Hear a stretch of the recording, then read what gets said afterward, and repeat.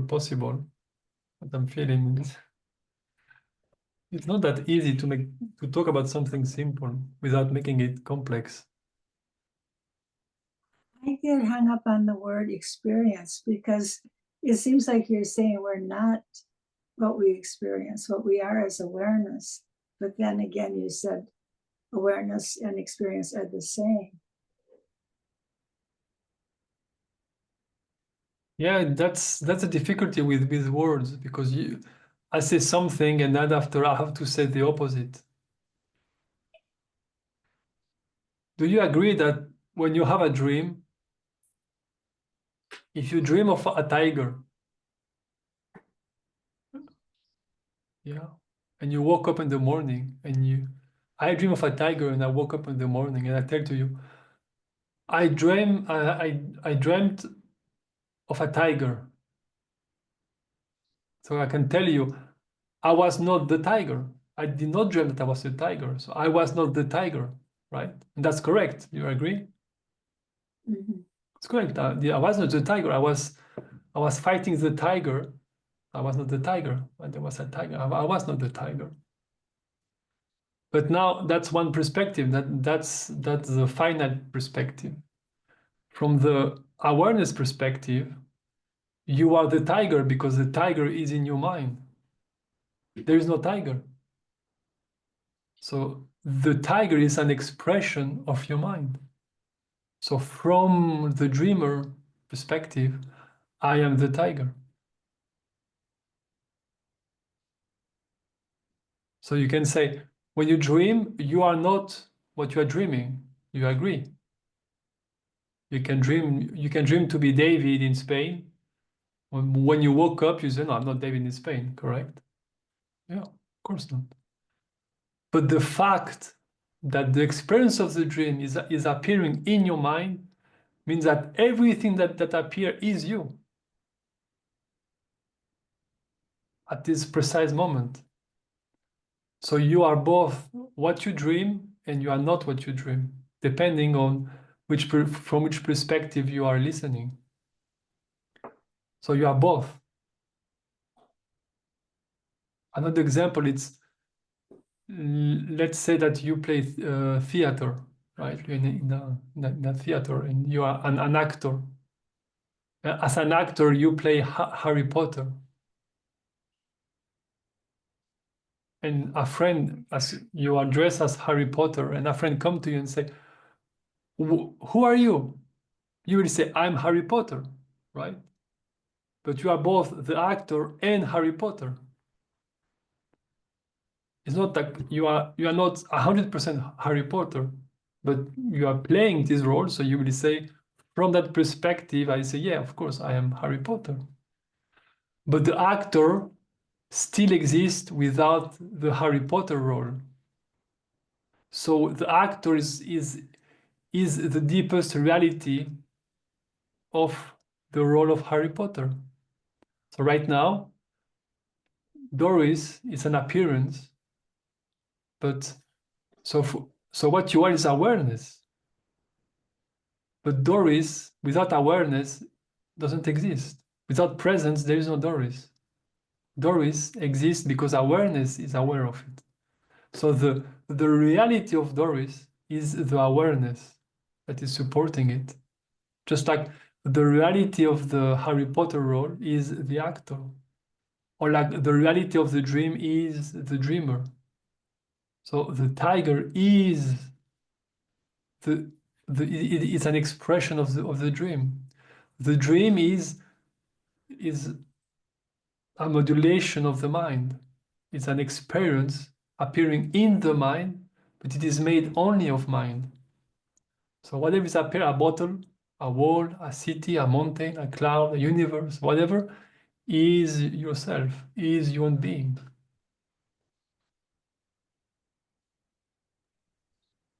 Can I ask something?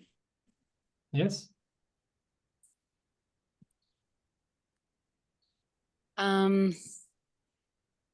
First of all, thank you for the introduction. What comes up for me when you say these things is a few questions. The first vein is like, well, you know, the usual things of then, are you talking to me right now? Are we talking? Like, why are we both here? And, you know, do things arise like, do you feel proud or happy with yourself for volunteering? And I'm assuming it's all like things that just arise, like you're observing all these things just as I am. But what's coming up for me stronger is like a fear, because for me, the whole life has been trying to end suffering for myself and others, and trying various paths. And it might be a relief to be like, oh, well, there's nothing you can do. You're just the observer, or you're the person who's asleep and the dream is occurring to them. But if I have no doership, then all I can do is sit here and have to take whatever passes by, which is a lot of discomfort for me. I'm a very sensitive person. The people you hear screaming here, in other words, everything in this world, my own emotions, the external things, the internal things, are really harsh for me and unpleasant. So as long as there's hope that I am a person and I can do something, then there's hope. But saying, no, you just have to lie down, you're in a sleep dreamer, and you're just like, it's all occurring to me and there's nothing I can do. That's not, it's bringing up a lot of fear, because it's like, I just have to sit here and observe. And the sensations of this body and this mind are so close and so loud and so big. And having to just live with this for a long time is very scary. Yeah, I'm hearing that it brings you fear because you are having discomfort in your sensations and perception. The body is too much, and the world, which is only perception, right? You know the world through your perceptions, but all you know is your perceptions: sound, hearing, seeing, tasting, smelling. And when you hear that, you're under the impression that you will have to support this uncomfortable emotion and uncomfortable perception, without hope of being relieved from them. That's right. I think I understood you. I think, in other words, I think I heard what you were saying, which is just that, yes, there's uncomfortable thoughts, emotions, sensations, reactions to the outside world, reactions to my own emotions. In other words, if I understand correctly, that nothing changes, it's just that we understand that we have no control, no will, and we're not the doer, then this discomfort, I have no power to change it. And that's terrifying. It feels like I'm trapped in here and I'm just having to experience life, and I have no say over the matter. I have to, like, it's like a torture session, you know, that's what you do. You put a prisoner in a room and you play him movies and he can't escape. And that's what the sense that I'm getting. It's like life is happening and I have to be here watching it and being in this discomfort, and there's nothing I can do because there's no even me. If that makes sense. Yeah, no, I understand. It's because you are hearing the message from the perspective of an individual. So you're saying, I'm a person trapped inside a body, victim of the outside world and person in the situation. Yes. And you are telling me that there is no hope. So it's terrible. Yes. It's terrible news. Yes. But strangely, you are still attracted to it because you didn't hang up. So there is something in you that is saying, there is something there that feel that is right. There is something in there that respond within you. Yeah, it's So like tell me. Yeah, it's like I haven't solved it from within, what you would call, I don't know if you would call it, but I haven't solved it from within the dream enough to be content. So I'm still looking for something. Like, if there's something that can be known, I want to know it. If there's a truth that I'm missing, I want to do. In other words, I'm exploring all avenues, and I've always like wanted to know. So if there's something ultimate truth and depth, I want to know that. And there is absolutely the hope that there will be some kind of relief from some kind of existential terror, even though what's coming up now is terror, fear. But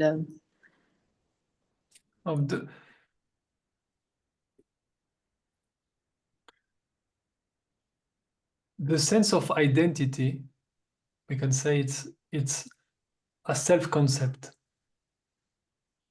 Okay, the sense of being someone, of being a person, it's a concept. It's an idea appearing to infinite consciousness. Let's say it that way. Okay.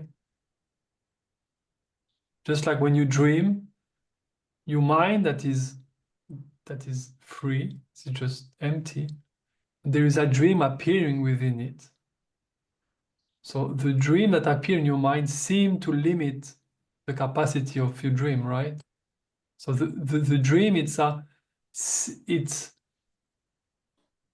concept appearing in your mind. Just like this experience right now, it's an appearance in your experience, in your awareness. You are aware of what is happening right now. In general, like I'm aware of everything that I'm experiencing? Yeah. Yes. You are aware of sight, right? If you open your eyes, if your eyes are open, you can perceive colors and shapes.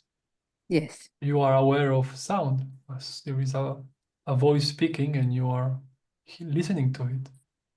So Yes. that's perception.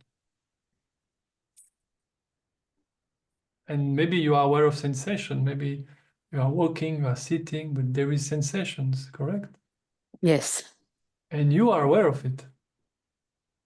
That's the whole problem, that I'm aware of it and it's unpleasant. And I have Okay. no choice in the matter. Yeah, but before going to the unpleasantness, just Okay. recognize that you are aware of them. Yes. And you are aware of thoughts. There is some thoughts coming up. So now, are you a perception? Are you a sound? Are you a sight? Are you a taste? Or are you a smell? I have a taste and a smell. Mhm.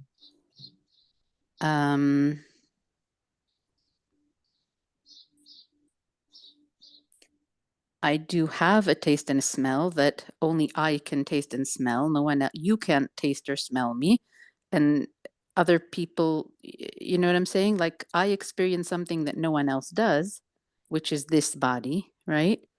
No one else experiences my body now. Right now I'm alone. I mean, That there was doesn't answer my question. I interrupt you because you are not answering my Yes, question, please. which is very simple. Here, right now, probably, if you are hearing, can you say that any sound is appearing? Can you say, this is me? This sound that I'm hearing, this is me. These Or words are me. This is which me. word? Which word is you? That's me making that sound, yeah? Well, I'm talking about hearing right now. If you say Tammy, for example, Yeah. Tammy, you are Tammy, you are the sound Tammy. Tammy is what you are. No, I'm not that sound. No. No. So can you hear any sound and say, this is me?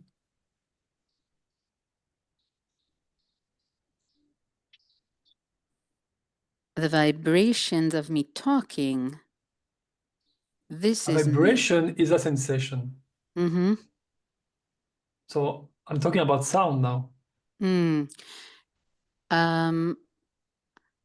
I can say these words that I'm listening to right now as I speak is me speaking. Is that what you're asking? I'm asking, you are hearing words. Yes. Which word you are specifically? Not maybe one time saying which, because what you are is very clear, right? You are something, let's say. Are you a sound? Which sound you are? If you are hearing word, which sound, which word it is that you said, this is me, specifically, very, very specific. Like right now, you say, so you are, this is what you are?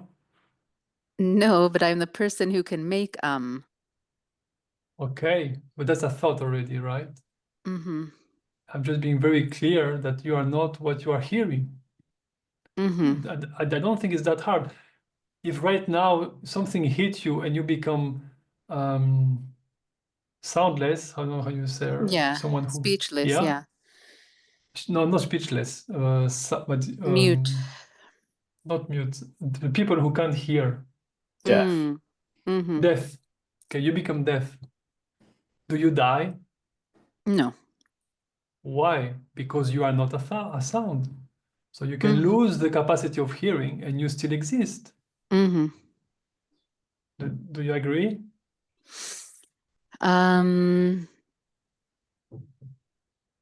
Yes. So you are hearing, but you are not what you hear. Right. It requires sensitivity, I'm aware. It's what? Sorry? But it requires sensitivity. Yes. So, but you can really feel that, right? You can hear everything. You can even hear what you say, my voice, but what you are hearing is not what you are. Right, but it does feel a very strong sense that I am producing these sounds and I am feeling them and hearing them. Yeah. But yeah, Okay. I guess I am not the sounds, but no one else in the world can make these sounds except for me. Okay. But now we are trying to find, okay, you say me. I Mm-hmm. agree. You are the one. I completely agree with you. But what I think is not clear to you is what you are. You say me like it's very clear. But when I ask you, you are not what you are hearing, it starts to be confusing already. So you are not clear on what is this me that you are speaking about. Mm-hmm. I guess I'm talking about the body and the mind that activates it. So because we are going slowly, right? So now, do you perceive that you are not your perception? So you are not what you are hearing. There is experience of hearing. I'm not saying that there is no hearing experience, but you cannot perceive. You are not nothing that you see. You are nothing that you see, right? Perhaps I'm this body Okay. because no one else is So body and no one else can move it. And you are talking to me in this body, right? So clearly you think I'm also here in this body. Like if our bodies weren't both on this phone call, we couldn't talk. You know what I mean? Like, okay. Okay. So now we are.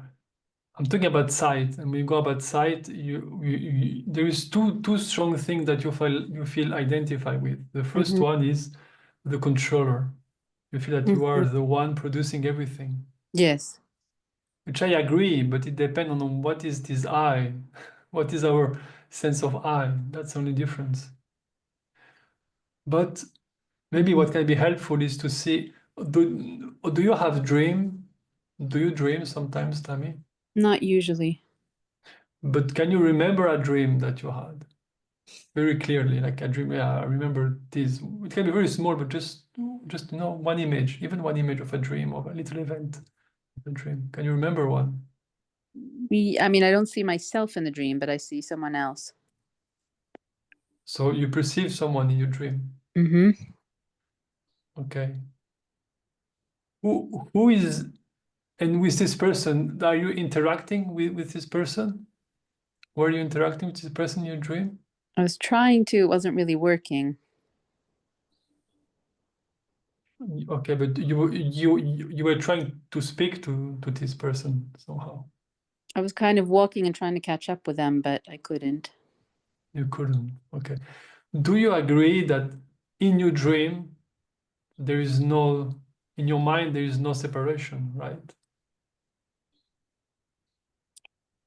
Separation of what? In the sense that you were dreaming of someone out there in your dream, Mm-hmm. and you were trying to catch up, but you couldn't. Mm-hmm. The I that is trying to catch up to this person, okay, this I was trying to catch up, is the person, like is a character in the dream. Let's call Yes. this character Peter, okay? No, that woman, sorry, Sophia, okay? Let's call this character Sophia, right? So you were seemingly trying to catch up someone. So, you know, there was this sense of being at the same level of this person. And that is the character Sophia was trying to catch up with those person out there, correct? Yes. So when you tell me I was trying to catch up, I understand what you are saying. I can imagine your experience, right? Now, is Sophia manufacturing the dream?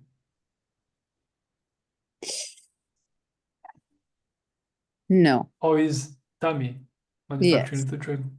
Yes. Is Tammy, right? Yes. So when you tell me that I am doing this, I am doing that, I as awareness, of course, you are doing everything. Obviously. You are holding gravity, you are holding all of the universe together. You are holding every atom and shifting every nanosecond and everything. You are doing everything. Yeah, of course, of course you're doing it. Easy. There's nothing special about that. But Tammy is not. Wait, what do you mean I'm holding the atoms together and doing the universe? Just like when you dream, Tammy is holding all of the complexity of the dream together. Like, for example, it seemed to you that because you are not aware of your thoughts, are not aware of your sensation, are not aware of your perception, it seemed to be a proof that you are a specific entity, a separate entity. It seemed to be a proof of something for you. But I'm using the dream that you had when you were trying to catch up with the person out there. In this dream that you had, Sophia was trying to catch up with something, with persons. But this is a story that was held into the mind of Tammy. Tammy was manufacturing the person. Tammy was manufacturing the time. Tammy was manufacturing the space, right? From which there can be a separation from the person out there and Sophia, which is trying to catch up. All of it was held by the mind of Tammy. Was seen by my mind. I don't know if it was manufactured, but yeah. Okay, seeing. Okay. But right now, the experience of Tammy is seeing my awareness. So, Yes. okay. So awareness is aware. Tammy is the object of awareness. Okay. Okay? Oh, great. That was an easy one. Usually it takes longer. I built a whole course for nothing. I think I have to make up something else now. But now what? Tammy still has issues. The issue of Tammy is awareness is believing that Tammy is real. Just like when you dream, when you have your dream and Sophia was trying to catch up to this person, yeah? Maybe you feel distressed, you feel left alone, you feel abandoned, you feel fear of being alone, all of that. But the issue of Sophia is like Sophia is not Sophia. Sophia is Tammy. The only Tammy reality, yeah. the only reality of Sophia is Tammy. And when this is seen, well, there's nothing to be afraid of because you are seeing everything and everything is in you. So there is no conflict. But if Tammy is sleeping and has to sleep and experience nightmares at night, then she's still suffering. Yes. But the cause of suffering is not, you are not powerless. Because we begin with this because you say that what I'm saying is you are feeling powerless and like, oh, I will suffer forever. And when I try to speak, you are very attached to the sense of being the controller, the manufacturer, that because I'm not aware of your experience, that means that we are separated. Which is true, but from a limited perspective. Just like in your dream, the person and Sophia were different entity. were separated. But from the Tammy perspective, when you woke up, you realize, no. The sense of being someone is the dream called Sophia in this example. And the person that were there were all of my own shining forth, of my own mind. So where is the end of the suffering? In this example, I am the Tammy, and I'm seeing that I'm just having dreams that I'm aware of. Yeah. But if the dreams are unpleasant and I can't wake up from them, then how does that help me? It helps you if you start to understand that there is nothing and no one imposing a nightmare in you.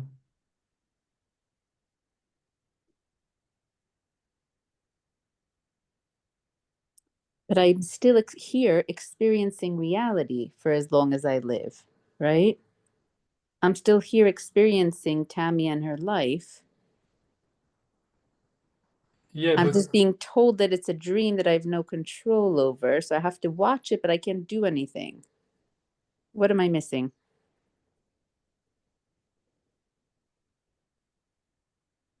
you are hearing the message from a wrong perspective.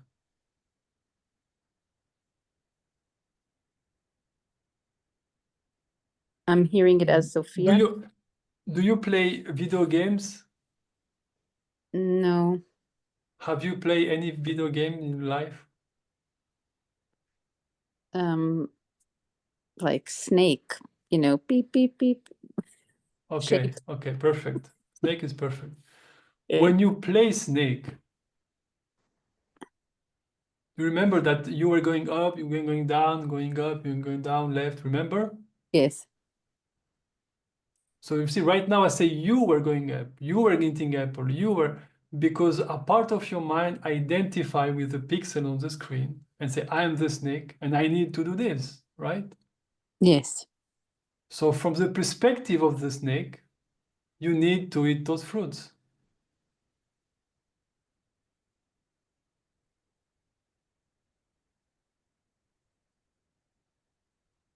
Yes? Yes. Yes. Yeah, that's, I mean, and then when you accept the rule that, okay, I'm a snake, and the purpose is to eat those fruits, then you start to feel emotions. Yeah, it hurts Because when then you you have a crash. purpose. Yeah. Right? Now, if you show a screen to some indigenous that have never seen technology ever in their life for 10,000 of years, and you show them a screen with the snakes, with the game Snake, they will not feel anymore. They will just see what is there, which is color and little square. And so, yeah, so what is the point? They will not discriminate between what is there, but you can. So you discriminate between the fruit and the snake. So there you start to create differentiation. Yeah. And you start to identify more with the pixel of the snake than the pixel of the fruit. You agree? Mm-hmm. But then you start to play, you have emotion. Oh, that's great. I eat. Oh, that's great. My life is great. I'm a great snake. I'm eating. I'm becoming big. I'm a great snake. And you feel happiness, right? Yep. But do you agree that happiness doesn't come from the game? Come from your mind? Yeah? Mm-hmm. Okay. Okay. Now that's where it gets more difficult. Because if the snake cannot eat the fruit and it eats its own tail and you lose, then you are a terrible snake. And the game is horrible. And I Yes. cannot success. And I'm a failure. And I'm suffering. Yeah? Exactly. It's very painful to crash. Yeah. Yeah. But in both cases, this has nothing to do with a snake, because there is no snake and there is no fruit. Yeah? I mean, No. there is, but it's just a game. No, there is no. The snake are pixel. They are square put together. Mm-hmm. which I then decided was a snake, and then told myself Exactly. thoughts about it and made myself happy and sad. Exactly. You make yourself happy, you make yourself sad. Now, you are playing Snake, and sometimes you are very happy, and sometimes you are very sad. But most of the time, you are terrible. You feel terrible. By playing this game, you feel miserable. But so for some reason, you don't stop playing. So I don't understand. So I come to you. Why? What's the issue? You said, yeah, but the snake is not eating the fruit, and then it goes too fast. And I'm struggling with the snake and the fruit, and you're talking about snake and fruit, and I'm telling you, um, this is not you. And what I'm talking about, I am the snake. I can control the snake. And yeah, but I'm saying controlling or not controlling is not really the point. The point is you are not the snake. So all of the issue of the snake doesn't really matter for what you are.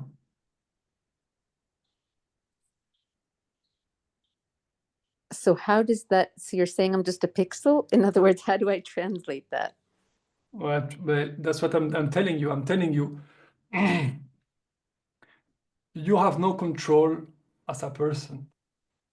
Just like the snake in the game has no control. The snake is doomed to play by the rule of the game. There is no other possibility for the snake in the screen to move in 2 dimension and with the hope of eating other pixels. There is no hope for the snake. The snake is bound by the rule of its appearance, which is the phone. Tammy there is no hope for Tammy because Tammy, the person, the psychological person, Tammy, the individual, there is no hope for this individual because it is bound by the rule of the phenomena in which it is appearing, which is this world. The world and Tammy are one, yes? Mm-hmm. And I'm telling you, you have no choice from the perspective of Tammy, but from awareness, you are already free. Just like when you play the snake, you are already free.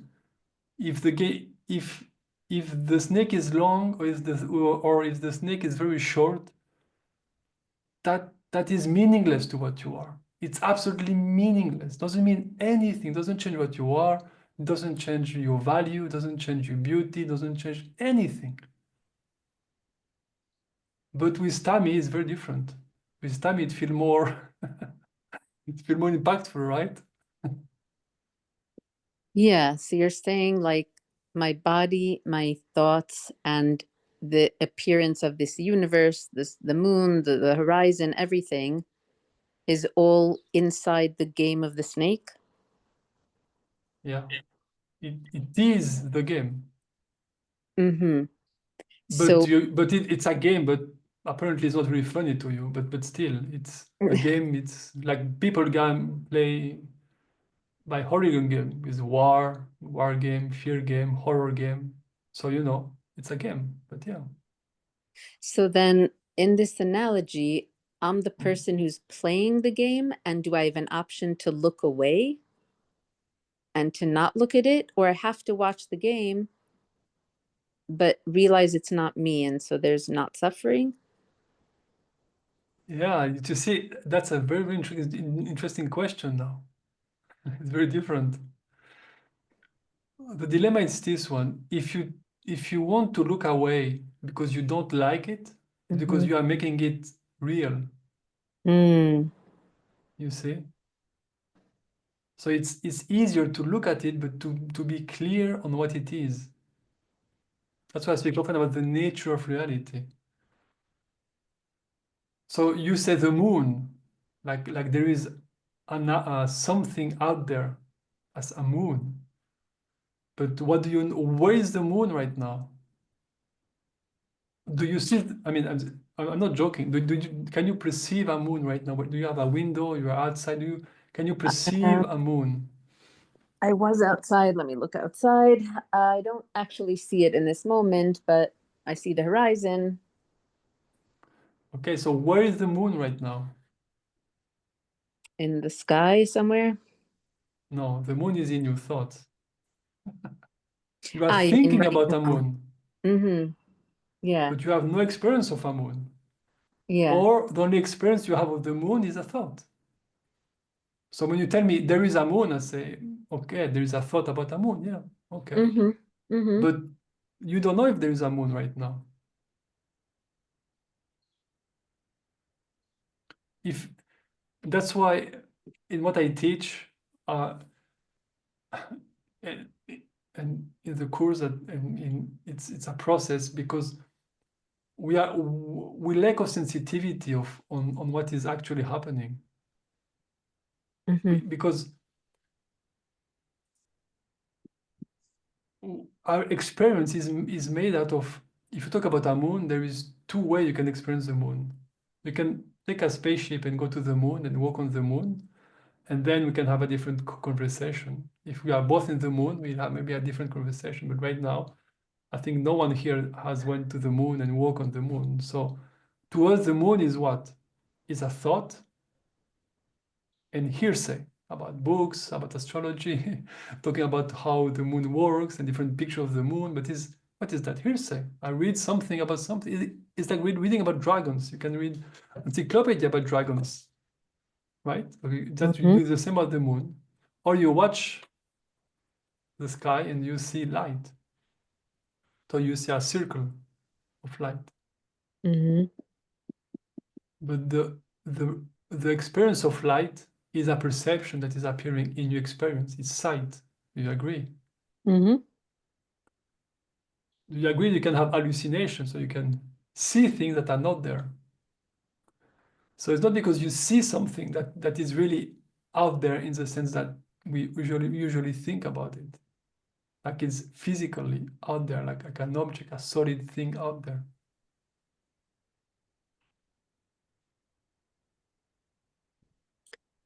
So, yeah. So if it's all in the game, so then what do?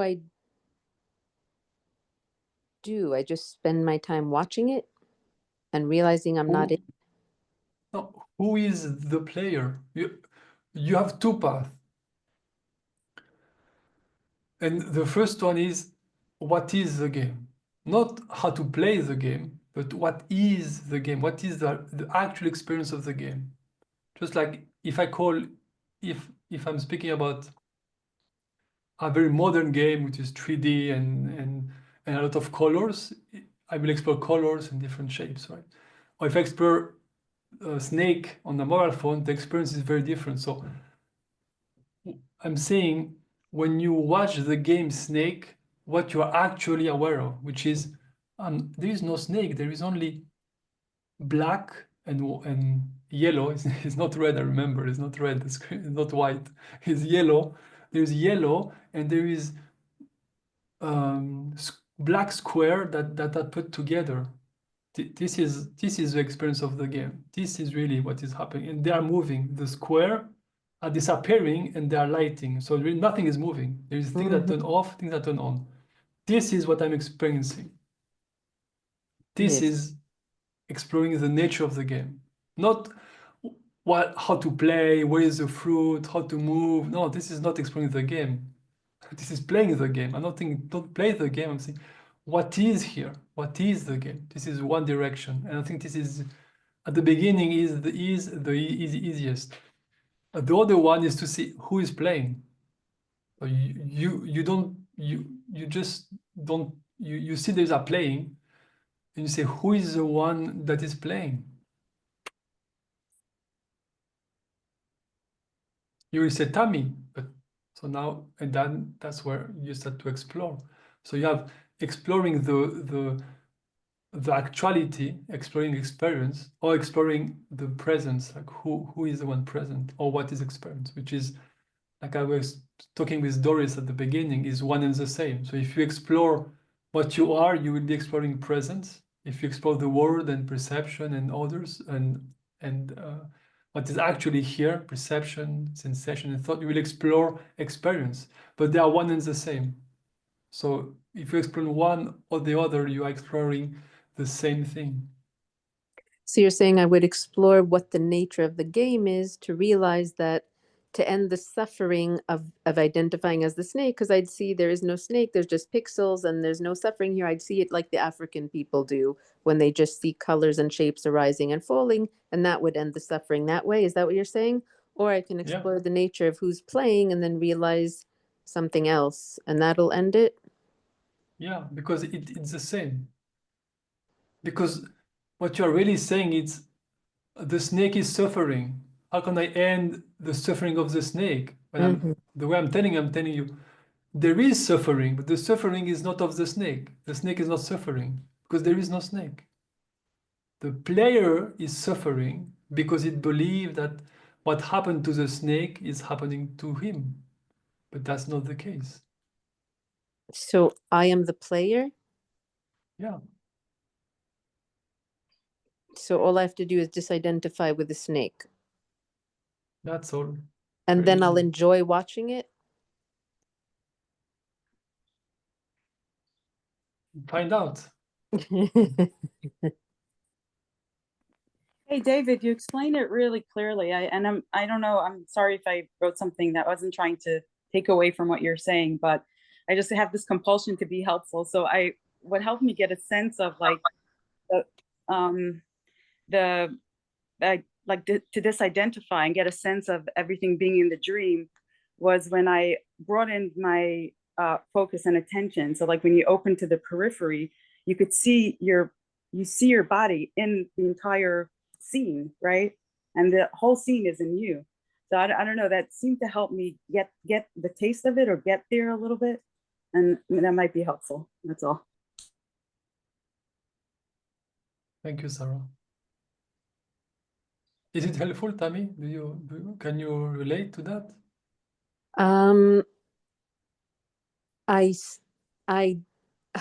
I look at things from behind myself. Like I look at everything and at myself, but I still identify with this body. So that is something I do, Sarah. Thank you. Yeah, like but look at a central point, right? And start broadening, slowly open the attention and focus, open until you reach the periphery with your gaze right in front of you.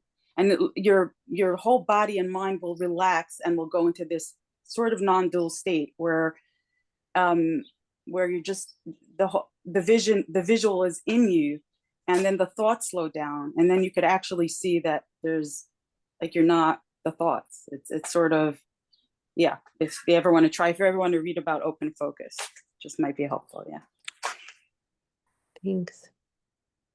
The dilemma of Tammy that I'm perceiving is like when you realize something on one side, you start to hold another part. So you say, okay, I'm not the word or perception, but I am the body. When you say there's no body, yeah, but I am my mind. When you say, but you are not your mind, yeah, but I'm the word. So you are always moving around. And I think this is because of the lack of sensitivity. And I'm not judging you. I'm not. What do you mean by lack of sensitivity? Excuse me. Can you repeat? No, I agree with you. I see that. I'm always like, no, I'm here. I know I'm here. Okay, so I'm not that fine, but I'm that. Okay, so I'm not the sound, but I'm the sensation. Okay, I'm not the thought. Absolutely. I'm like, no, I'm sure I'm here. Like, okay, so I'm lifting my hand. If I'm not lifting it, then I'm feeling myself lifted. If I'm like, I know I'm here. I just something of this has got to be me. Yes, that's absolutely correct. Yeah. Yeah, but that's why I think you have to understand two things. You are always here and you are always now. Because the difficulty with the message that there is no one and there is no control is like there's a tendency of negation to negate awareness itself, which is absurd. It's absurd to negate that there is a presence. Of course, it's not a person, but it's like negating experience. I think there's no experience. Understanding it is beautiful to say this, but it's not like there is there's no a happening, right? So that's why often there is some confusion. You say I'm here. Of course you are here, but you are not clear on what is the I that you are speaking about and the here that you think you are in. You say here, like I am in this physical world, inside this physical body, producing by that physical brain, and I'm stuck in that. But you can explore both the I and exploring the world. And the word or experience, like I'm telling you at the beginning, is here. What do you say? I'm here. What do you mean by here? Really? What is here? It's a true question. I'm not, yeah, and I'm not playing with words. Oh Really, yeah, no, I don't what is think you're here? playing. What is here? I guess I see myself on the couch. I see a square of you talking to me. And I see this happening and I feel the sensations of the vibrations of the speaking. I'm watching the thoughts. I'm watching the appearance of you speak to me. This is what's happening here now. I don't know what else to say about that. Okay, we not do the whole process because but I can just point you a little bit, and then I will move on to see if someone else have a question. Yeah, and Thank you. if no one have, we can come back. Okay, I just want to give it space to Thank you. someone else. Yes. Yeah, but start to differentiate in your expertise happening in your experience. So you see, I'm seeing myself in the couch. So really, what you are saying is I'm having an experience of sight. Right? There is colors. There is a room. Yeah, there is colors. And there's an interpretation that said this is a couch, this is my body, this is a wall. That is differentiation. That differentiate between the different colors that are appearing. Yeah. But it is clear to you that any object that appear, to be aware of them, you have to have you must have an experience of color. This is clear for you. I mean, it is a fact, experience, but I just want to be sure that you are sensitive to this fact. That anything that I'm seeing is the appearance of color? Yeah. Okay, yes, I can see that. Like watch this bottle and put your hand at the level of your eyes and watch this bottle that is on the screen. So I will use the word bottle, but in fact it's a screen, right? But just for the exercise purpose. Watch the bottle and watch the hand. Do you agree that if you put thoughts on the side for a moment, they are both colors appearing in your experience? Okay. Do you agree that there may be a bottle, there may be a hand out there, but your experience is sight at this very moment? Is color. Do you agree that the full spectrum of colors that you're having with all of the different shapes and shapes and different colors,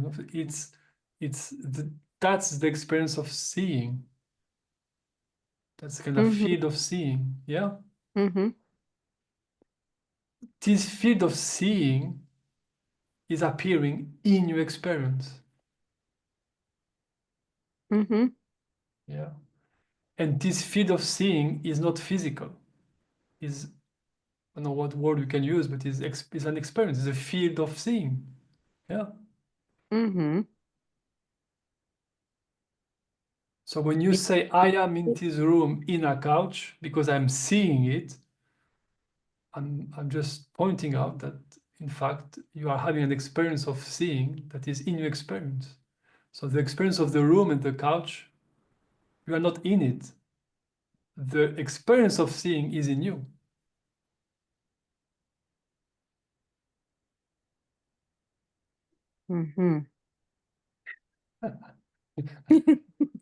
Yeah, no, but that's how you start very slowly. So when you say here, often people say I'm here like in space, like I'm here in this room. But in this room is a thought. The experience is often just sight. But sight is an experience that is appearing in me and is in this It's not physical. It's not located anywhere. So it's the field of seeing is here. Not physical, Are meaning you- we can't touch it. Not physical, because often we make differentiation between what is physical and what is mind, right? A thought is not physical, so it's mind stuff, and the object, the world out there, is material, and this is out there, right? So we tend to make differentiation. So I am here in the world of matter, but thoughts are somewhere else. Mhm. But when you start to be sensitive and you take one by one very slowly, you start to see that everything is an appearance in your being. And the reality effect is not because it is out there, it is because it's a mix of different field of experience.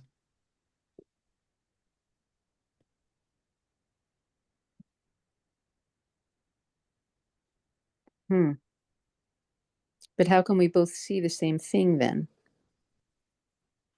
We don't see the same thing. We both see Well, your red mug. Yeah, like- exactly, because I hope it's very interesting for everyone. If someone have a question, you can raise your hand and we move on, but apparently it's interesting. I feel it's interesting. But if you have a specific question, you can jump in. It's endless. I love it. Because exactly, you believe that what is connecting you and what is connecting our experience of all of us here is a physical world, right? Mhm. But right now I'm speaking in a space and there's vibration that enter into a mic, a physical mic, and there's a vibration that enter into the cable, and the cable go into internet go through the cable in the ocean and go to wherever you are, and then it shift to a speaker, and the speaking is making the same vibration, the vibration is speaking and is vibrating in the space, and your inner ear is receiving the vibration. There's a nervous system that is translating this vibration into electricity. This electricity is going through the nervous system to the brain, and there's a specific part in the brain that is transforming it into another electric thing, something. And there's another part of the brain that is interpreting this vibration, this electricity. So it's a part of electricity that's in, and somehow there is an understanding, and that's speaking, right? Mhm.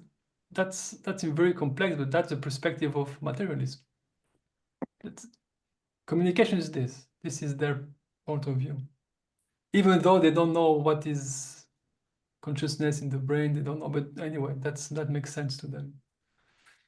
My proposition is we are able to communicate, you and me and all of us here, because the awareness that is here is the same awareness that is in all of you. So communication is not through space. Communication is through awareness.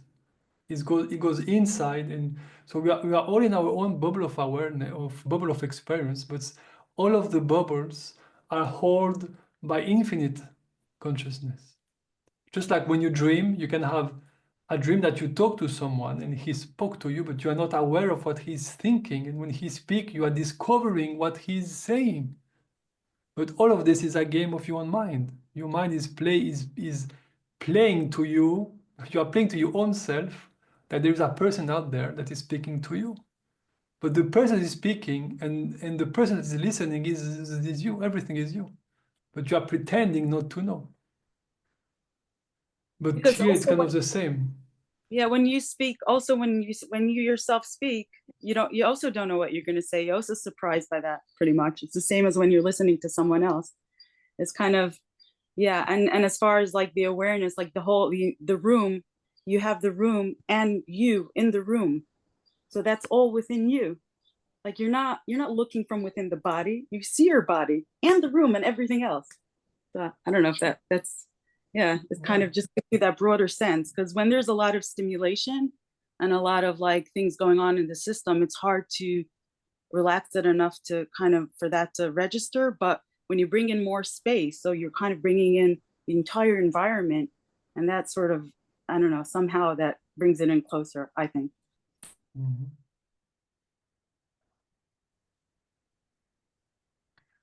Does anyone have a question?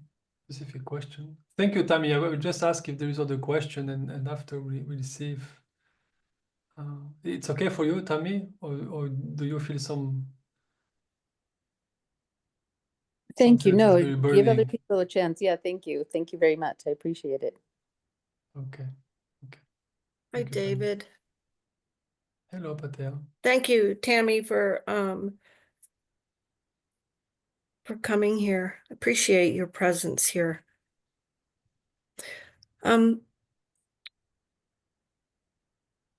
So I've been working with a guide, David, and he knows that I'm coming here.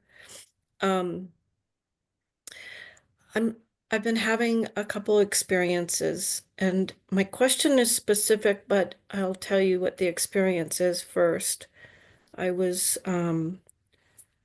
driving. Well, the first time it happened was I was swimming, and I recognized that, I mean, it was just this, I was just aware that I wasn't swimming.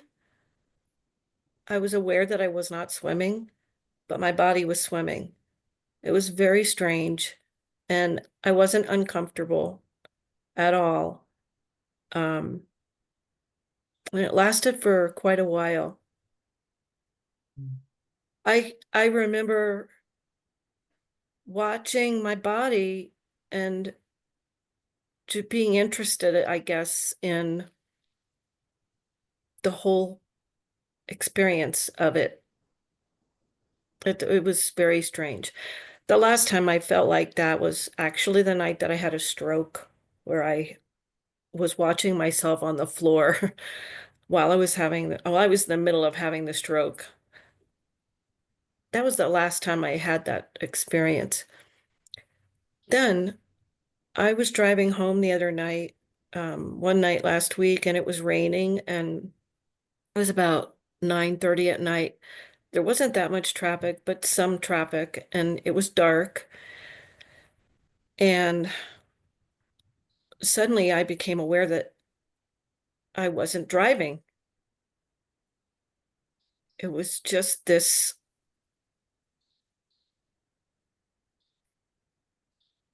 I can't find the words for it, honestly.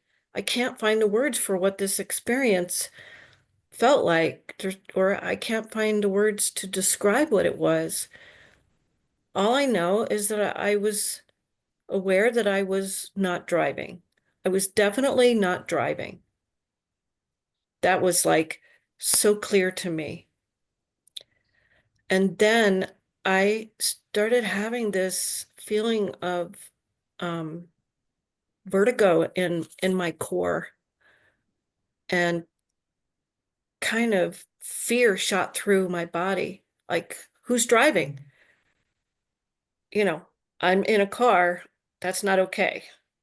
I have to be driving. You know, I'm driving in a car. I got to pay attention to the road. Kind of like experience that just kind of shocked me. And oh, my heart was beating really fast. And since that experience, I have wondered, and I asked my guide about it, but it's still just not clear to me. So I recognize that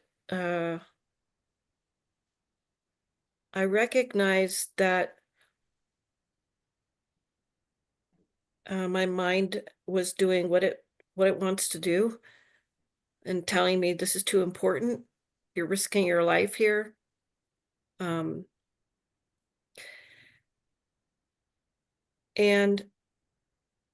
also, I also recognize that that was something really, it was like, I felt like, I don't know if portal is the right word, but something has shifted. And I feel it, but I feel it in my body, and I'm not understanding this. I mean, I'm feeling some terror. I was reading something on the app from the platform that I can't remember the name of right now, but it's the app on that platform. I don't know. Liberation Unleashed. Okay. I was reading something and out of nowhere, I just started crying. I didn't know why though. And it was just a strange thing. What the question I want to get to is I want to see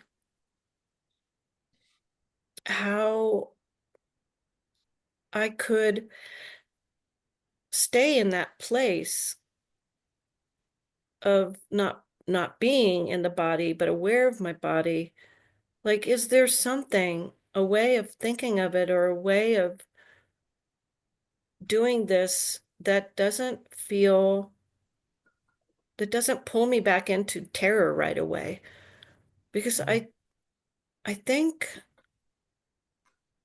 there is movement happening. It's already just happening. But I am so scared. I'm so scared.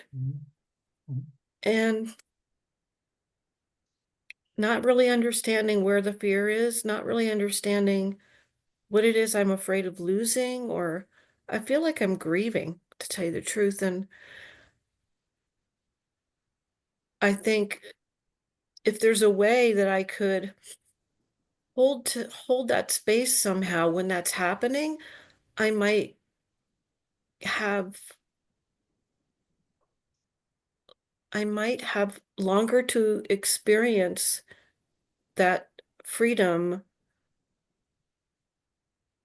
I don't know. I know these are my thoughts creating this like drama here. Yeah. Do you understand the question or no?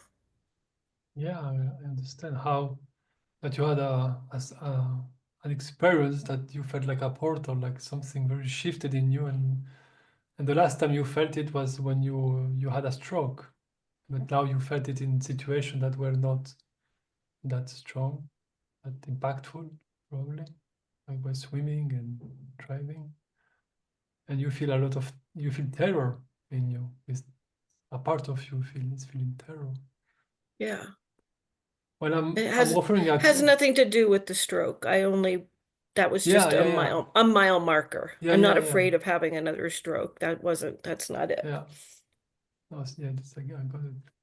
Well, I'm offering a course, a 4-month course, and where I go very slowly and very specifically to each part, and we go from the periphery to the center, and very slowly and very clearly we move on, and move on.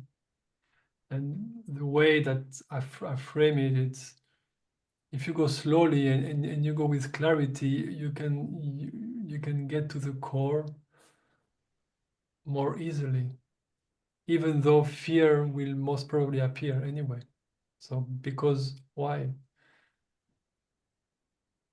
Because my body wants to be the center of the universe. Exactly. Not your body as such. My mind. But a part of your mind. A part of identity and control are one and the same. So when you have experience that you cannot control, like disease, stroke, accident, near death, or extreme sport, people feel a lot of joy, and they can even have bliss experience, because when you see that you are not in control, really not in control, like like this is over, there is some kind of release within you, like, oh, finally, it's like I'm like, thank God, because this, it's horrible, and this release is like you are perceiving from another space, right? But you can have those without um, being in an extreme or in a near-death experience, just like you had when you were swimming. But when you challenge control, you challenge identity. And when you challenge identity, you challenge who is in control. Because it's the same face of the same coin. So be gentle with yourself, because just see that what you are fighting, somehow it's a part of you. It's an expression of you, even if there's no need of huge metaphysics here, but just yeah, there is something that is, there is fear appearing. There's fear Mhm. appearing. Okay. Okay, there's fear appearing. And then there is the story, right? And there Mhm. is, that requires sensitivity. For example, when you had this realization that there is swimming, but there is no one swimming there. There's an experience, there's a happening of swimming, but I'm not swimming and I'm not in control of whatever water or swimming or anything. It's just, this is what's happening. Does it felt a lot of terror, or do you felt like lightness and freedom and an ease of an ease of being?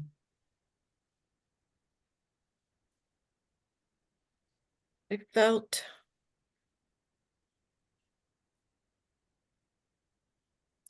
I I felt like I was kind of just floating, kind of. And then I had the thought, this is interesting. But It wasn't even a the, thought, it was just watching watching my hand go over the wave and into the water, and it was everything slowed down, kind of. Like it was was it like pleasant? it wasn't unpleasant. Okay. What I'm trying to point toward is that, It wasn't common. yeah, yeah. Wasn't common. You see, the the the concept of self, the finite mind, or the ego, this individuality, this limited perception, when it want to be in control, because the sense of identity exists upon the control.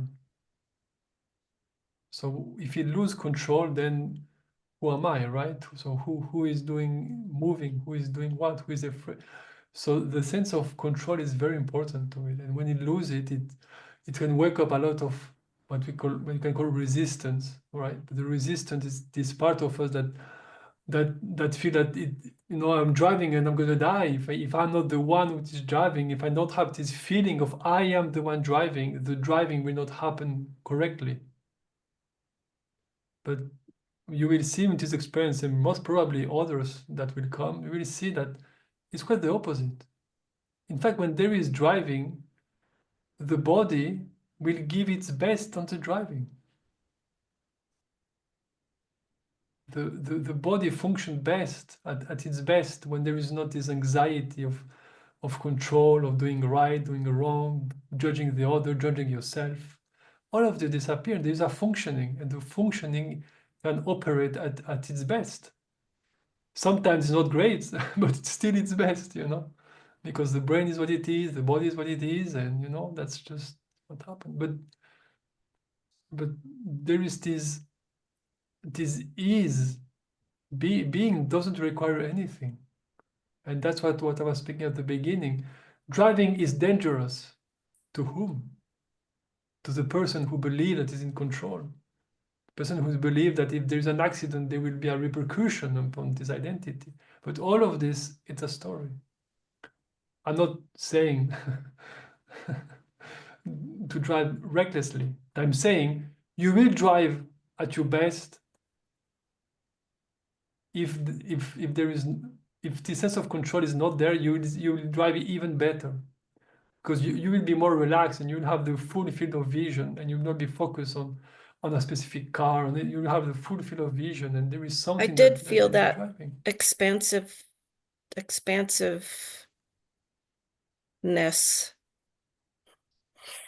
I'm Yeah, struggling with the words. yeah, I get it. Okay, thank you. Yeah, but when you had this, driving was happening, right? Yes.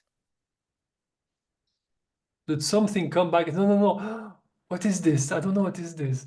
I have to control, and that's the habit. That's the habit of no, I have to, you know, this is the Yeah. identification, or the falling back into the limited perspective. And it's not really a falling back, it's more like Like there is something, it's more a layer that come up. Yeah. Yeah. Okay. So you did not lose anything. In fact, No. you gain something more. The layer of I am in control, but experience can unfold with it or without it. And it's, you know. Mm. But be gentle with yourself. There is no fighting. That's just okay. That's very interesting. Like you said, that's very interesting. That's new. That's new. What's that? That's very curious. Thank you. Yeah. And I understand the lack of word, because when you say floating, but then again, floating mean that, you know, that the body is floating. No, but it's not really the body. So that's why all of the word, all of the tradition, the different school, the different, I love this. But yeah, so that's fine, you know, just you are in good hands, you know. Thank you. Yeah. I pass to someone else now.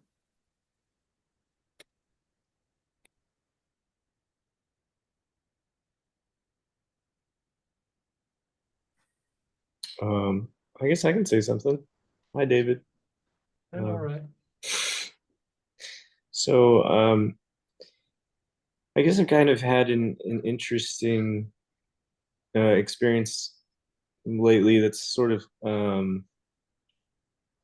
related to what we've been talking about, especially earlier on with Doris. So,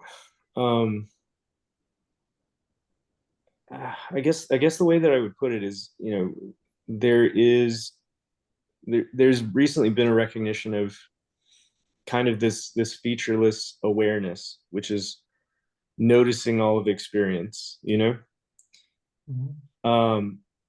And for me right now, I guess the best way I can say it is it feels like there's two things, right? So there's this awareness, which is not, I think it comes in sort of steps, where at first it's like, oh, I am this awareness, this is what I am, and then that kind of drops away, and it's just like, it's just awareness, it doesn't belong to any entity, it's just, it is what it is. And then so there's that, and then there's just thoughts. Now, for me, it's mostly thoughts, but I mean, it's all of experience. But for me right now, my identity gets tied up in the thought part. Mhm. And so as I'm going throughout my day, it will be, I'll have some kind of experience, or I'll think some kind of thought. Usually it has something to do with control, where it's like, oh, what should I do today? Or there's something that I need to do today. And there's some inherent suffering with this, because then it's fear that I'm going to do the wrong thing. Or, you know, there's some problem that I need to fix. And either I'm going to have the time to do it, or I won't, or I'll do it correctly, or I won't. And at some point there's this recognition that, like, okay, well, that's a thought. I'm having a thought about this thing that I'm going to need to do, this problem. An inherent, a piece of that thought about the problem is this assumption that there's a me, that there's an identity that's attached to, it's inherent in the thought, because if the thought occurs, it must be occurring to someone, and that's me. There are moments where that can all be seen as a thought, and then it becomes, like I said, two things. There's this thought, and there's this awareness of the thought. I mean, that's what it feels like. I understand. From all the reading and speaking with you and everyone else, there's the understanding that, you know, they're not really two things. I kind of understand that conceptually, but that's sort of where I am. So it kind of, it goes in and out, I guess. And there's not really, I don't know, there's not really like a flavor to it. You know, it's not like, oh man, this is so blissful or anything like that. It's just kind of, you know, it's kind of like when I'm identified with a thought and I think there's a me and a problem that I need to solve and I'm trying to solve, there's some suffering there, there's some anxiety. And then when I'm, when I'm able to, I guess, step back and see it, you know, see it from the perspective of awareness of like, oh, that all of that is a thought that assumes a me that doesn't really exist.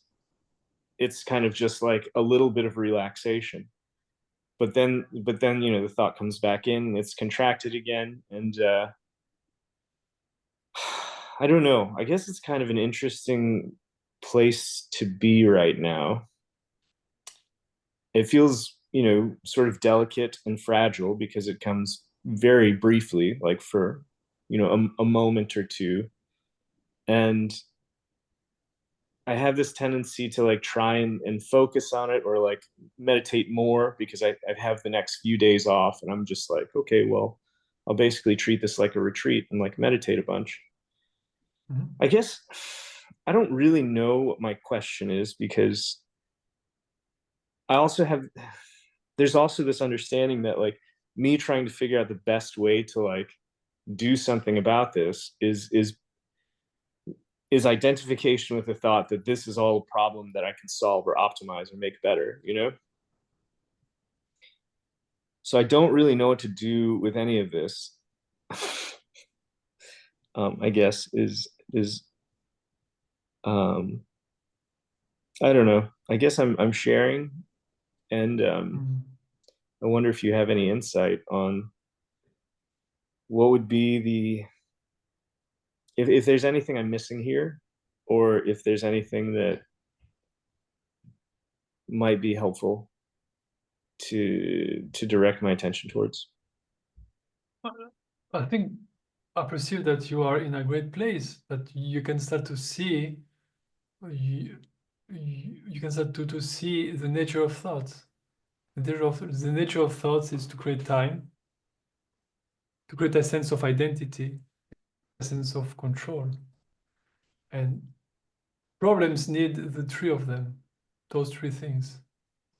Time, because you need to think about the future. Because the problem is always in the future, right? You have to solve it in the future. Identity, because like you said, I must be the one thinking about that, or I must be the one having the problem that thought is presenting me. And control, because if it's a problem, it's because I can do something about that, right? And I'm in control of my life. I'm in control of everything. And that creates the suffering, because you are not in control of everything. Because you are not this limited identity that come up, which is always feel small and like a prison from what we are. And time always feel like it's like stress, because there's never enough time, right? Without even talking about guilt and resentment that are in time also with people. So that's the suffering. When you start to see this and you start to see the nature of this and do like you say, all of it, the full package, it just is always one appearance, one phenomenon. There is a release that happened. It's great. At the beginning, maybe it feels very small, but the more you will feel the contrast, the more you will naturally go back as what you are and disidentify with thought naturally. Because the true teacher is not David Bonney.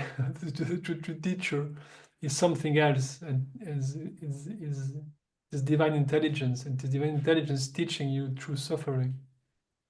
It's showing you when you focus on the thought from that perspective, you feel terrible. When you focus on what is actually here in a different perspective, you feel release and great and open and peaceful and this and that. Right? So through those two perspectives, we are learning. The only thing that I'm not entering, and I know some teachers do, but I'm not. I would not invalid your intention to be more sensitive and to do things to be more sensitive. I would say, great, do what as long as you feel that you can do something, why not do whatever, makes sense for you? You know what I mean? I mean, if you feel that meditating is great, well, meditate. But then if nothing happened or if you feel terrible, don't judge yourself. You see, the point is always to do not engage with opposite. There's nothing wrong with you taking 2 days and watching Netflix for 2 days, and there's nothing wrong with you doing a yoga retreat or doing meditation or reading a book. It's really up to you. And let your system call for what it feels pleasant, and over time it really pay off. Yeah, I think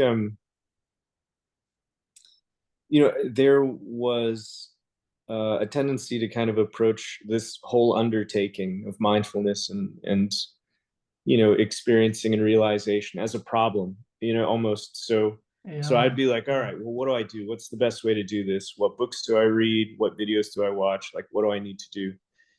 And it's less of that now, but it's still like there's still some seeking energy where I'm just like, I'm meditating more because it feels like that's the right way to explore this, Yeah.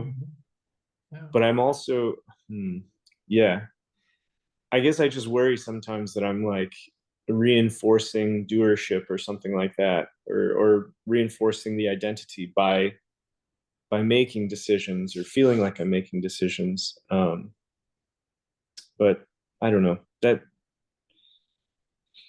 that's what I'm going to do, I think, is I'm going to just meditate a little bit more for the next few days and kind of see how it all goes. But you see, right now you're in what you are describing is what is so difficult, or I have difficulty to really express it. It's very different to meditate or to explore from the perspective of awareness, from curiosity, from sensitivity, to the purpose of sensitivity itself, than I'm stuck. What is the solution? This is a problem. What is the best book? I didn't do it right. I have to do it more. From outside, if we describe the action, it can be exactly the same. But from within, it's a universe of difference. That's why often I say it doesn't matter what you do. You can, you can go to movie, you can go to what people will say is not spiritual. But it's not really what is happening. It's from where you're perceiving it. Sometimes meditation is great because it gives you the sensitivity, like you say, right? You can perceive it, things. And sometimes you need to do stupid things to perceive also what is there. Yeah. So I guess kind of what comes up for me is like I've had a really hard time, reading books or watching movies or doing kind of fun things because I will feel like I'm wasting time. I think like it makes me identify more tightly when I'm doing something. Like if I go see a movie, like the only time I can do that kind of leisure activity is like if I'm with a close friend who's like, let's go do this. And then it feels much more like, okay, well, the universe is telling me this is what I should do now. And like, that's what I'll do. But otherwise, like, since the next few days, I'm home alone during the day. Like the only thing that feels right to me is to, meditate or watch videos on mindfulness and just like try and try to kind of stay in this state of exploration. Right.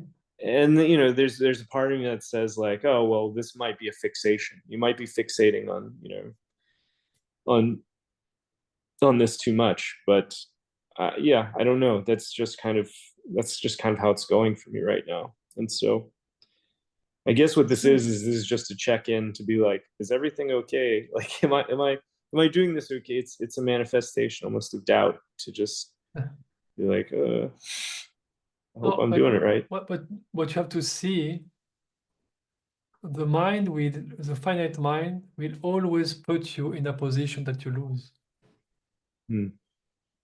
Right? So right now you see, if you want to meditate and read books, it will tell you you are fixating, you are doing too much, you are trying to step out of identification, you are doing something wrong, you have to do something else. And when you do something else, like go to the movie and eat McDonald's, it tell you, you are doing, that's a bad choice. You should meditate and read books. So then you don't read books, you go to the movie, you go into nature. Yeah, but now this is boring. You have to do something else. You have to, it will always put you that what you're doing is wrong. Right. That's why That's right. the more, so that's thought. So we draw your attention from the seeming activity and behavior, because the judgment of the behavior comes from thought itself. Awareness doesn't judge. And when you are feeling identity or control or time, stress, I'm losing time. Time is thought. So when you feel I'm losing time, that's thought that is creeping in, that is overlapping experience slowly. Yeah. Just like if you meditate, and in your meditation you feel, I'm sitting here for hours, that's great. That's time again, and that's thought again. That's exactly the same that if you're in a movie and say I'm losing my time. It's exactly the same. In fact, it may be even worse in meditation, because you will start to develop a sense of arrogance and superiority, because you are better because you meditate than the people who go to the movie, right? You are a better person, you are a better entity, you are better, and they are worse, and that's the same. So it's really about, it's not about what's happening. So if you are called to great, I mean, of course, if some friend or my son telling me I want to meditate and read books or go to the movie, I will say no, let's try to do something else. But it's not really about that. It's about the way that you approach your own experience. Yeah. I will say, I mean, my overall feeling towards this is I'll say that like I still spend 98% of my time identified, overwhelmed, feeling like, oh, I need to do something to be less identified and experience more presence or more awareness. That's still my experience most of the time. But I also recognize that, like, well, I don't know. That's my experience most of the time, and I feel like I'm trying to relax about it, even though I know that's more of the same, I guess. Anyway. Yeah,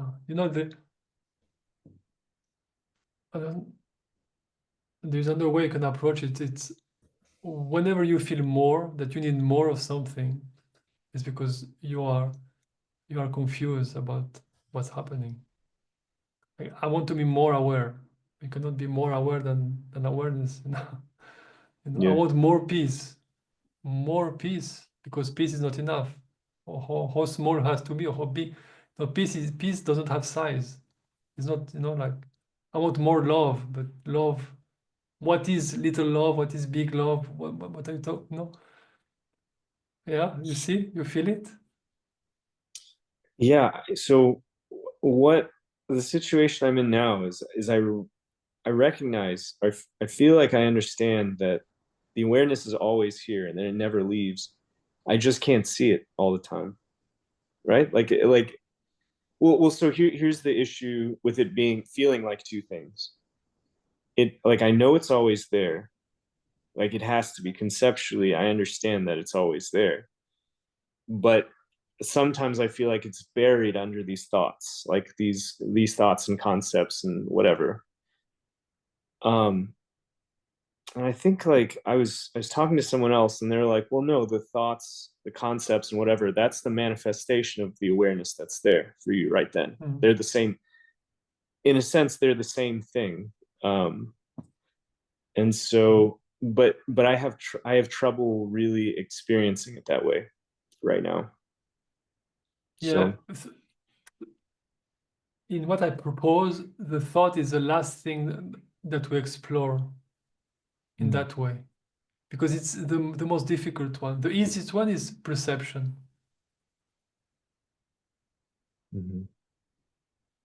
Right? Like sound is present, but it's not overlapping my awareness, right?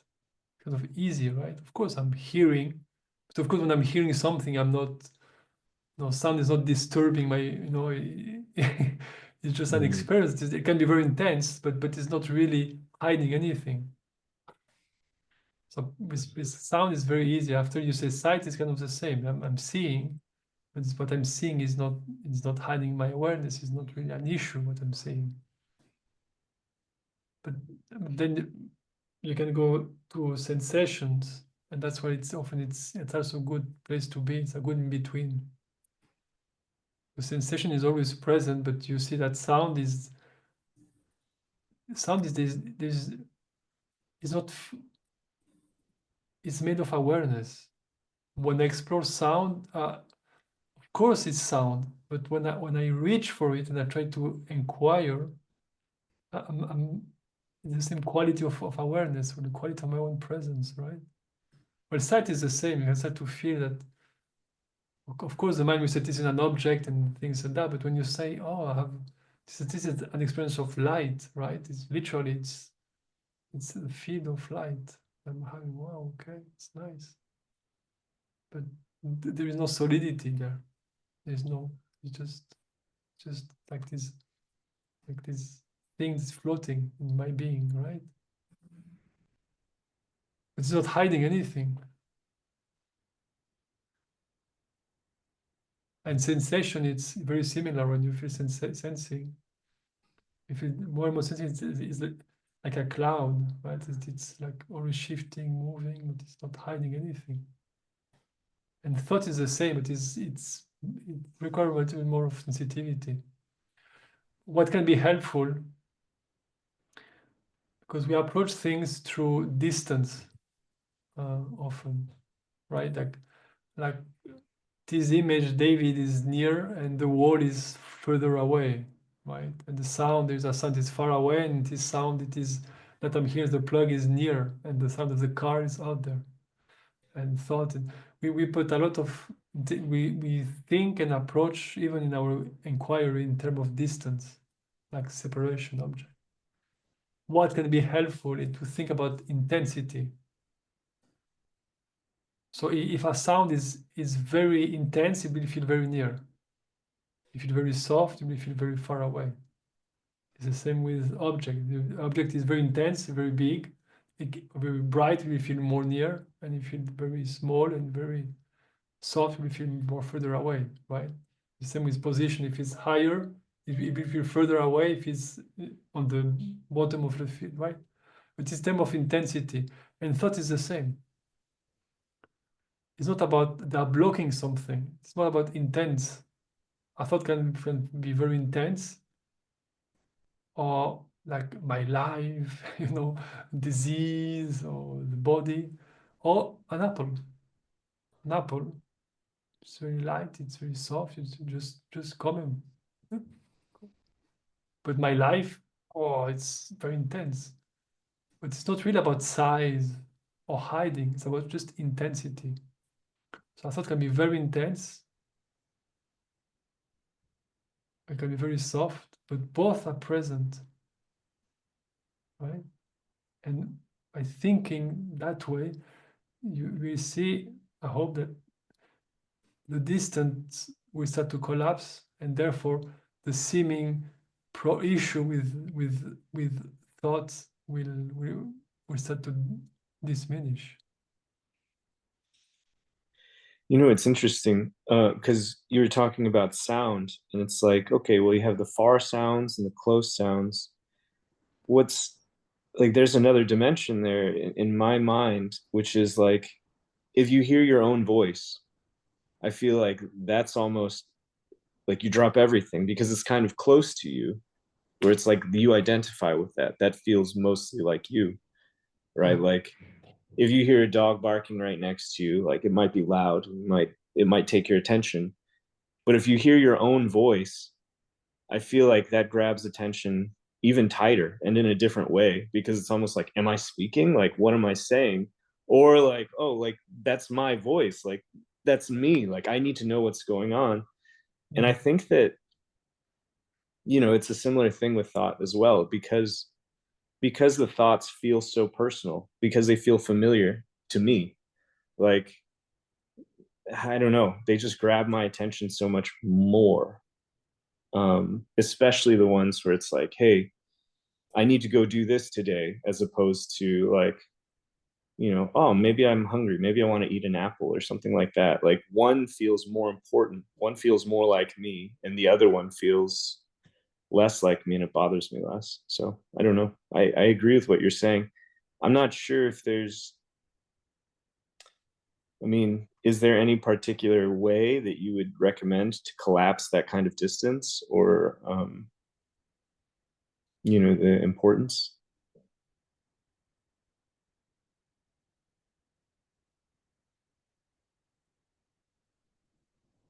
I approach always the way that thoughts are meaningless until I project a meaning onto it.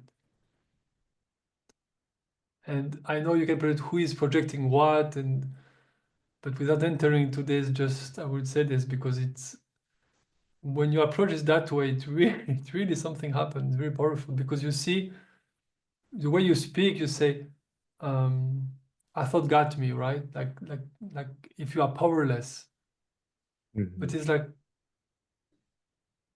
we are not powerless. Thought it's appearing in you, is made of you, it dissolves in you. So whatever you are, it's very far from being powerless. It is literally manufacturing experience. Yeah, whatever the you believe to be. So you are not powerless in front of thought. It's quite the opposite. So when I think about David, and have image and memory, past and future that appear, is no more impactful than apple or banana. The question is, where is the meaning? The meaning is not in the thought. The true meaning of everything is awareness itself. It's always here. It gets somehow kind of projected in a way. Of, maybe it's not a good word, but you know what I mean? I mean, start to explore. Are you really powerless in front of thought? Really?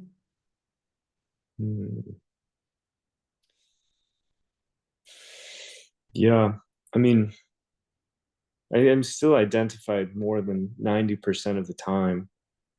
I'm not really sure about powerless or not powerless, but I guess as an example, most of the thoughts that I have about that cause me some kind of suffering or anxiety is around, lately it's been around, you know, my children, and being like, oh, well, I want to be a good father, and me doing this or that, I'm not prepared, like I'm overwhelmed, like, and those stories, those thoughts, just they capture my attention much more effectively than, you know, a thought about an apple or a banana. Like those thoughts really do feel very salient to me. They feel very important to me.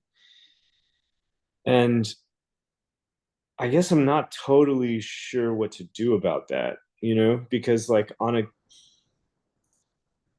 being that I'm still very much identified most of the time, there's a part of me that says like, well, yes, the thought about being a good father or a good parent is much more important than a thought about a banana or an apple, you know? Like on the one hand, that still feels very true to me a lot of the time. And on the other hand, I can also appreciate what you're saying, but I don't know. I tend to fall somewhere in the middle between those things, you know? And then it's just like, okay, well, I still am going to be identified with that thought more often than not.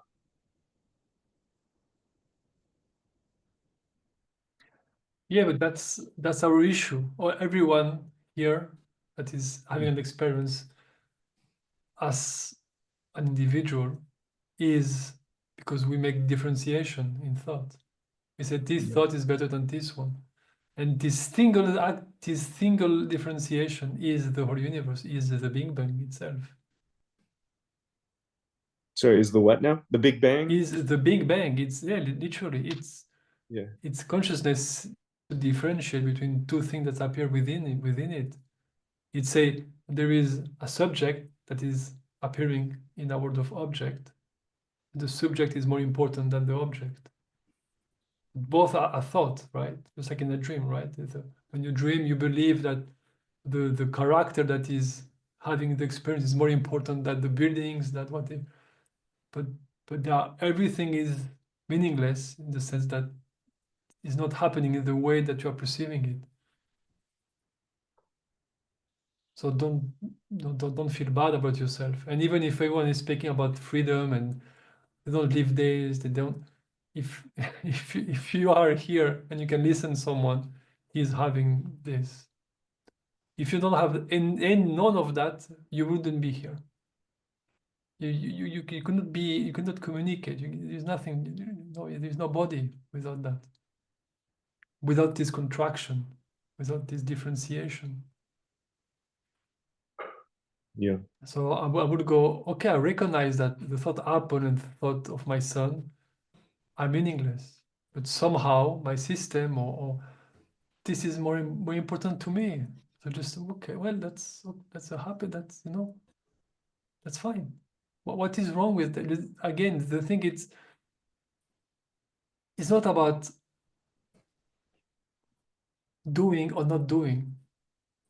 If you are a good father or you're a bad father, it doesn't change what you are. So you are free to do your best to be a good father, whatever that means to you. Because what is a good father? From which perspective are we talking about?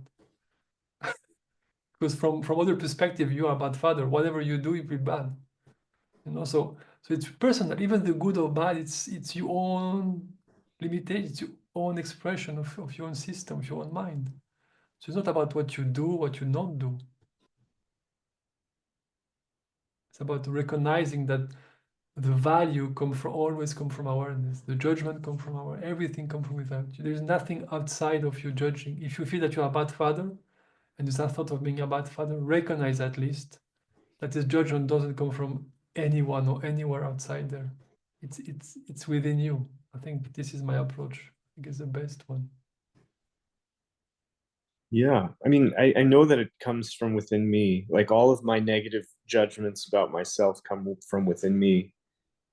But like it's still, I guess right now I still experience there's like still suffering as a result of that because I am when I am identified with that, it's painful, even when I recognize that it comes from I don't know. That's but there is always a medium perspective that you can take. If it's very difficult, that's why exploring identity is great, but often it's so to the core that it's threatened too much. That's why there is other approaches that are more smooth. And one of the smoothness and they're not invalid, you can do both. I'm not saying that one. But you can invalid what is the reference point from which you can judge your experience? Any experience. Like you say, I identify with this identity that feels bad. So okay, I maybe if you can't really see that you're not this, to see what is the reference point from which the judgment appear, and you will see that you will not find them.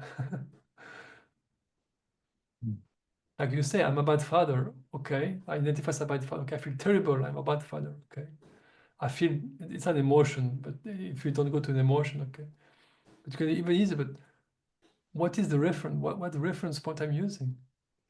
My memory of my father. My father was a good. No, that's not. And you will see, you start to invalidate, and you say, but this is madness. It's madness. Judging yourself or other, it's being mad, it's being insane, because the reference point we are using to judge ourselves, it's invalid.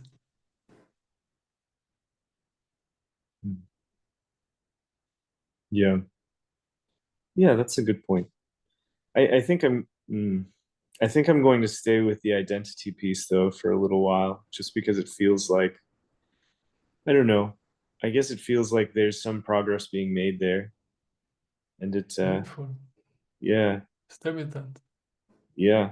It feels also, correct me if I'm wrong, but it feels like that might be the most direct path to as well, just to seeing what's what. But I'm not sure. The direct path is the one that you are walking, you know, because there is no other. So don't, you know. The, no, but it's great if you. I think exploring who am I is great. It's great. Yeah. Thank you. I really love this who am I thing, because there is no answer to it.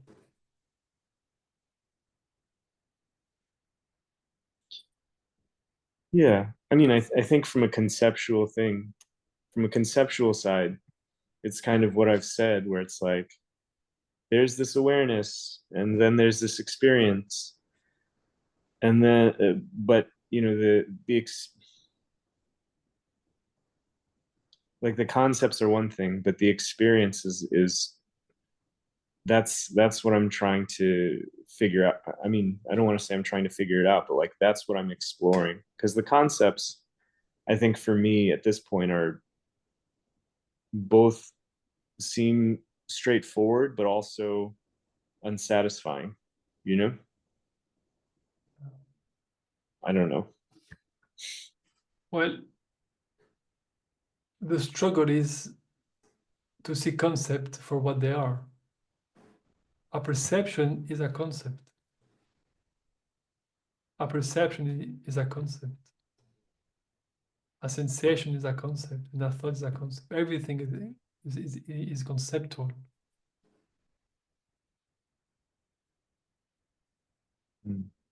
That's great. I will always go to the layer below when you search for who you are. Always. Also, When the mind, awareness, is awareness a concept as well, do you think? yeah, well, at some point you become a non-dual extremist, like this is it, and there's nothing else you can say. Yeah, awareness, it's an idea, it's a word, it's an idea, but it points to something that is very concrete. But it is very concrete, but it's abstract in its in its exploration. Yeah, that be? I don't understand that. It's not. You can't find it. Where? How is it not a abstract something? It's not. I said at some point it's concrete, but I think it's more.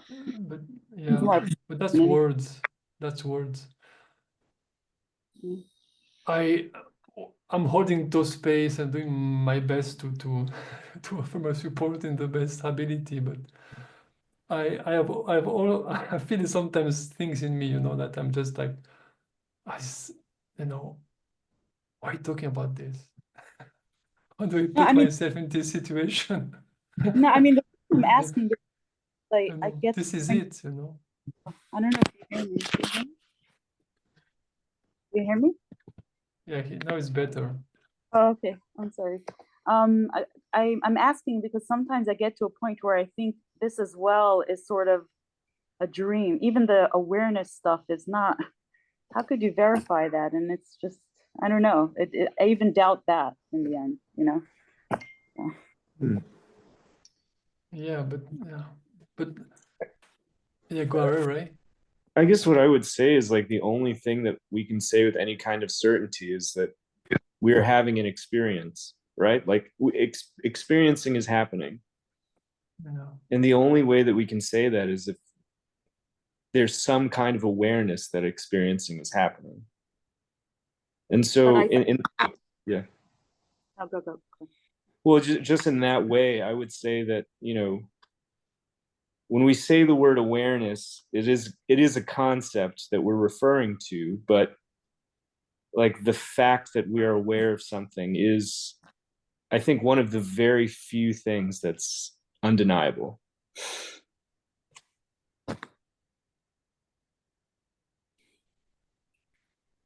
I mean, I think the thing that's undeniable is that there is experience, but I don't know that it's undeniable that there's something that's experiencing it, you know, or something that's aware of it, because that's something. What is that, you know? Well, yeah, there doesn't need to be something that's aware of it. So I guess this gets into semantics and concept, where awareness isn't a thing. I mean, it's not a thing. It's almost like a I mean, in the idea of non-duality, it's like awareness is one and the same with the experience. They're intertwined is kind of, you know, how I think of it. Yeah, exactly. So in a way, I just go ahead. No, it's like if you move your arm, if you know nothing about those topic, you would just look at your arm and you would say, I am my hand, right? And I'm moving my hand, and this I'm inside my hand, my body, very simply. But then you go deeper, but you say, wait a moment. I'm not inside my hand, right? And Right. you start to create space. Wait a moment, I'm having sensations, and the thought is telling me that those sensations are appearing inside the skin of the body. But that's not my experience. My direct experience is I'm having an experience of sight and experience of sensation. Yeah, Then you so go this is deeper. But then you go deeper. You say, but wait, I'm seeing sensations as if there are two different things or millions of different sensations. But when I explore sensation, all I'm feeling is sensing. Is one field of sensing, indivisible field of sensing. And it's the same for perception. So there is perceiving, thinking, and sensing in this different field. But then wait, what is the difference between the field of sensing, the field of thinking, and the field of perceiving? There is no difference. There is one is experiencing. And then you reach what Ray is talking about. But yeah, but I'm aware of experiencing. What is, and then you collapse. No, the awareness and experience is one and the same. It's just two different words that are talking about the same. That is here. It is happening. I find that to be more true, actually, because the only thing is subjective. You're talking about direct experience, subjective experience. That's the only thing that is. There isn't a separate something. Yeah, I mean, I guess, yeah. It's just. Yes, I agree. So I think the fundamental sort of assumption that is made for most people is that awareness has to be possessed by another entity. To be aware of experience, something has to possess that awareness. And my understanding of non-duality, which, you know, correct me if I'm wrong, is it's tenuous, but that there doesn't have to be something standing apart, being aware of an experience. Awareness and the experience are intertwined. Mm-hmm. Yeah. The way you can speak about this, Ray, which is the same. I'm talking about container. The mind put everything into containers, right? Like there is a thought, there is someone experiencing the thought, there is a consciousness which is inside our brain, there is a sensation inside our body, there's a universe between space, you put everything into boxes. And the awareness is kind of the ultimate box. It's like an ultimate thing that is holding everything. But what we are pointing, what non-duality is pointing, is there is no box, there is no container. Every container, every appearance of limitation is an appearance within something that is limitless, which is the same that we are saying, Ray, but a little bit different. So how do you experience that limitlessness? How is that not another like upgraded sort of refined concept or something? A subtle, very, very subtle something, right? It's within something, but that's linear thought. That's how thought thinks. It has to be contained within Exactly. something. Yeah. So you never really reach the edge. It's still within the way that we think, you know, you can't really get out of that really, right? But yeah, but the get out of it is to understand that you're never in. There is no in, there is no out, just like a dream. That's why the dream, it's a beautiful analogy. And I don't think that people really appreciate the connection with the dream. When you dream, the appearance of the dream seems to give a shape to the mind that is dreaming. So but the dream, it's an appearance of limitation, but the appearance of limitation is appearing in something that is not something, but that is unlimited. So this experience that you are having is not a limitation. This experience it's really the expression of the infinite. So the freedom is not freedom from experience. The freedom is to see that experience is not bonding anything, is not a bond. And that's also that way you want to explore identity and everything, but the true freedom is to see that identification is not an issue. I feel like David, so what? What? So what? Who cares? You see, that's the thing. Like I feel inside a body, or I feel like an angel with wings and flying through the universe. It's the same. It's just an expression into this infinite being, and that's a very different quality. That would require disidentification for not caring as much, right? Like, and there has to be some sort of, why would you not care if you feel like you, like, you know? That's why after we reach this is it, and then what we do, we can stay there. That's what people do. This is it. The one who is asking this and worries nothing, just an appearance and this, or we can start to have fun and talk. And that's what you say is not the appearance can appear, thought can appear, but what you are doesn't fight it. And the less you fight it, the more you see that thought is an expression of yourself.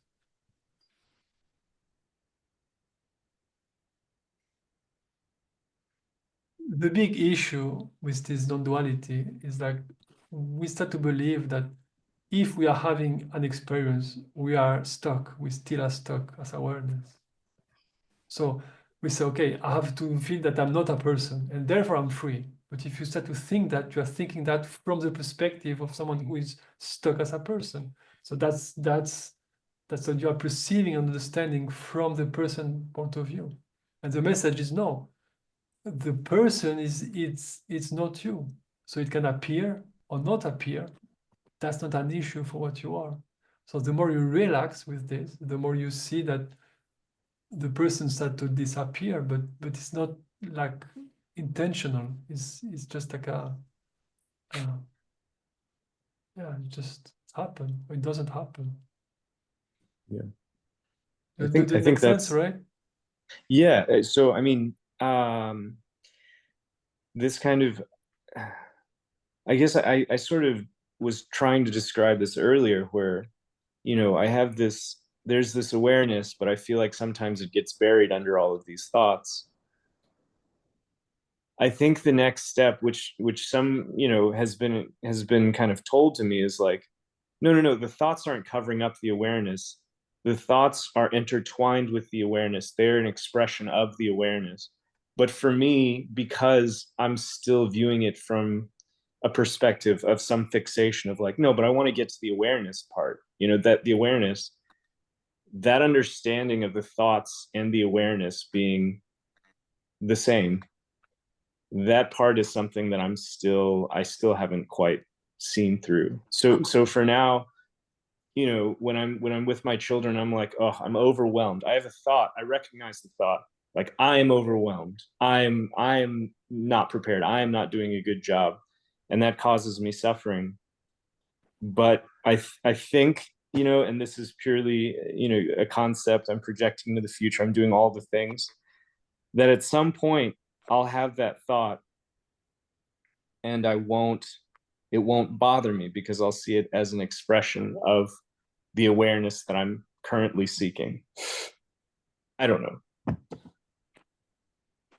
I mean, isn't the longing for that, for freedom, that is the indication that you have that? Like, it's, you're recognizing that there's something in you that's wanting that because it's there somehow. I don't know. Yeah, maybe. I think it's the difference between a conceptual understanding and an experiential understanding. So it's like, I kind of conceptually get that that's maybe where this is leading to, but I'm still seeking it in a way, which puts it in time, which puts it in the future, which makes it a goal for, I don't know. It doesn't make a ton of sense to me right now.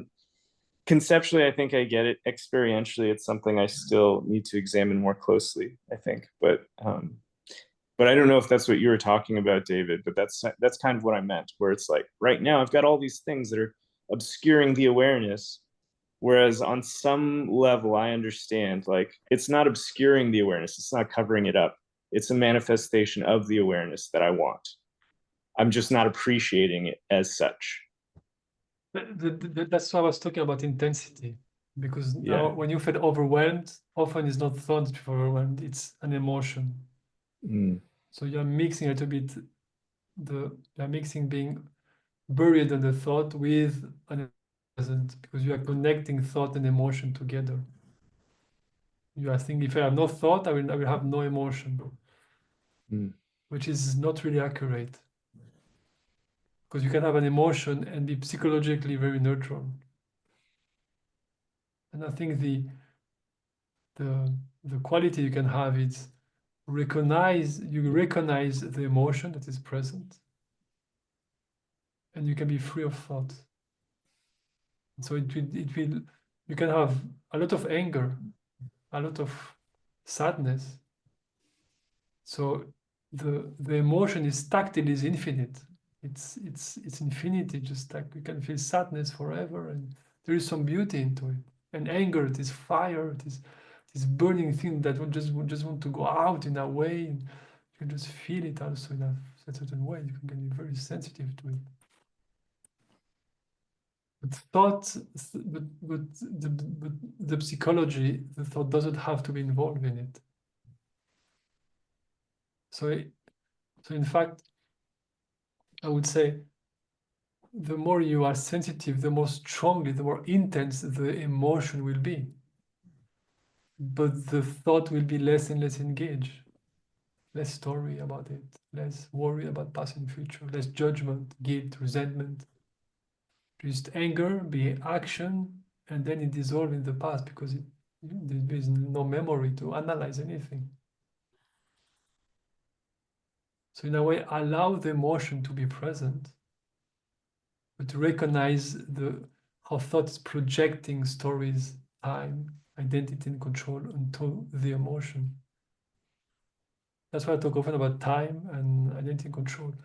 Because when you feel an emotion, thought will tell you, if you control your environment, your children, the money, the neighbor, or even your body, your own body, because you feel pain or whatever, you will not feel this emotion. It will enter into controlling the environment to control the emotion. But when you see you can have the emotion and it's okay, well, thought this controlling can come down.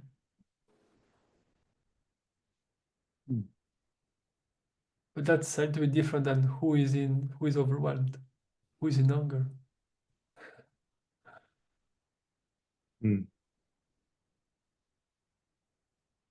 So are you saying that is an inquiry that should also happen? Is asking who is overwhelmed or who is angry?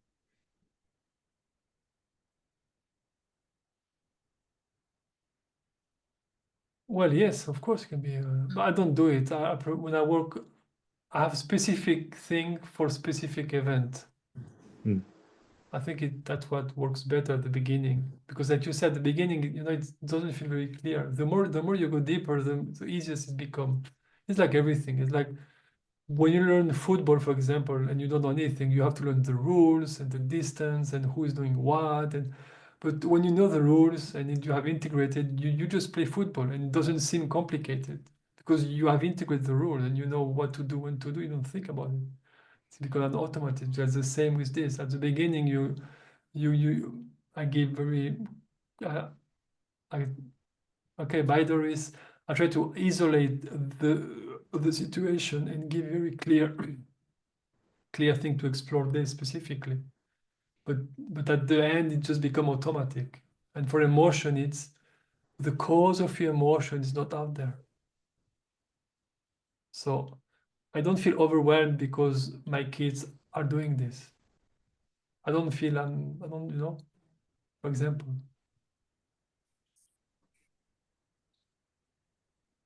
To withdraw the cause from the outside, seemingly outside world.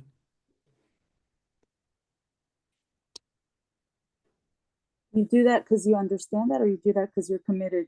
Because sometimes it seems like impossible that it's not triggered by something outside. You know, like when somebody's really vicious to you and you're saying, no, it's not happening up there. It's you see, like it gets a little bit, and then you have to make a choice to decide that it's happening here. You're not.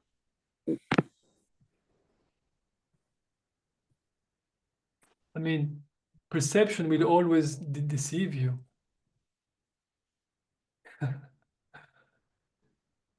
So yeah, at some point it's really a shift in paradigm. But yeah, I can see sometimes that someone is having something happen, and I'm having an emotion that come up, right? If I open my bank account and I see 000, maybe I will have an emotion, right? My mind will say, I have this emotion because I have no money, because of the future, because food, because this. Of course, maybe thought will appear. But I'm very clear that the screen is not causing this emotion. If I believe that the screen is causing this emotion, I'm insane, right? But what is the difference with someone speaking to you? With the screen, there's no difference. The screen is providing you an image and you are giving the meaning and you are doing whatever you want with it. And someone is talking to you, the sound is coming and you are doing whatever you want with it. It's exactly the same. We are the judge, we are the lawyer, we are everything, we are the policeman, we are. So when you withdraw this and you say, oh, okay, thought is always telling that the cause is outside, of course. You start to withdraw it, you start to say, okay, so you will start to be with the emotion without the layer of thought. And that will the emotion will be so much easier to be with. Why? Because for three things. First, because thought will put everything in time. So if you feel overwhelmed today, it will bring you all of the time in your past that you felt overwhelmed. And it will tell you will feel overwhelmed for the next 30 years. So suddenly you are not just holding the overwhelmed of this moment, this situation, you are holding 50 years of overwhelmed, which is maybe too much. But feeling overwhelmed right now with this situation, maybe you can be with it. It can be difficult, can be challenging, but you can be with that. So you can be with this emotion, so that's fine. Right now, that's enough. I can be with this emotion. But if you spread out this anger into the future, into the past, just putting oil onto fire. So you just withdraw it. And then if I feel overwhelmed right now, and so this is the layer of time in thought. The other layer is identity. So as soon as I'm a person that is overwhelmed, I'm not able to handle my life, I'm not a good person, I'm not a good, this is a layer of identity, which is terrible. Of course, if I'm angry, I feel anger right now and I want to kill my son because that makes sense to me. And I say, but wait, I'm not a killer, I'm not an angry man, it's just this emotion is very strong. Identity is not there. I can be with anger. I can be with a willing to kill, but I'm not a killer. That's perfectly fine. I can be with that. That's fine. It's not overwhelming. It's okay. Because I'm not the anger, right? So you withdraw the identity. And then is control. When you see that when you see that the emotion, the cause is not come from my son who destroyed the one thing that I love, well, suddenly you see, okay, so that's it. I don't have control. I cannot make away this emotion. This emotion is there. I have to feel it. I don't have to punish it. I don't have to change. I have to control. Nothing will. I cannot do something to put this emotion outside of myself. It is here right now, so I have to be with it. That's there is no control. I have to be with this emotion as it is, even if it's very challenging. So I have to feel it. And when you withdraw those three layers, often it's okay to be with what is right here. Do you ever bring love into it, or do you kind of make it feel more safe to feel it? Because it would be very raw and intense, I would assume, right? Without. I think love, it's a beautiful word. I don't use it much because I'm not sure that we are really saying now love has lost its meaning, just like God. God is a beautiful word, but I'm not sure that the meaning is really there when we speak about it. So I will more speak about tenderness, right? Yeah, that's what I meant. Like what you would bring to people when they're hurting. You'd talk to them in a certain way. You want them to feel better. Kind of like a intention of wellness toward whatever it is. Yeah. Well, that's why kids are great for this. If you had one, or if you see kids around, you will see that the younger the kids is, the easiest is to see that the only way you can support him going through the emotion that is there is just by being present. You will never talk a baby outside of his anger. You can talk all you want to a baby, it will never change what he feels. But if you hold it and you are just with him completely, that's support. That's the same with emotion. Because I thought presence is more neutral, but the way you speak about it, I feel it has a quality of this tenderness. Like when you talk about it that way. Well, to me, when I use personally, I use the word God, because I think God is more appropriate than consciousness or awareness, because it has this quality of neutrality. But from my perspective, it is so encompassing, it is so supportive, it is everything that is positive. That's awareness. It is love, it is joy, it is happiness, it has all of the mother quality, if you can say it. So of course it loves everyone. And that's why love, I don't know what for example, when I use my kids, and I don't try to change his emotion. Just I'm not trying to change you. When he's having something, I'm here with you. And sometimes I ask him, why do you choose, to be focused on that? Why do you choose to be stuck in this alone? Because sometimes he's having an emotion, and I want to hold him, and he said, no, I'm respecting his choice, but I'm saying, why do you want to go through this alone? I don't understand. Why are you choosing this? Why are you choosing, no? Thing like this. Does the answer to you about that? What does he say? Well, he said nothing. Because a kid, he doesn't understand. But it's not really what I say. It's really the words are more a support to the way I'm present to him.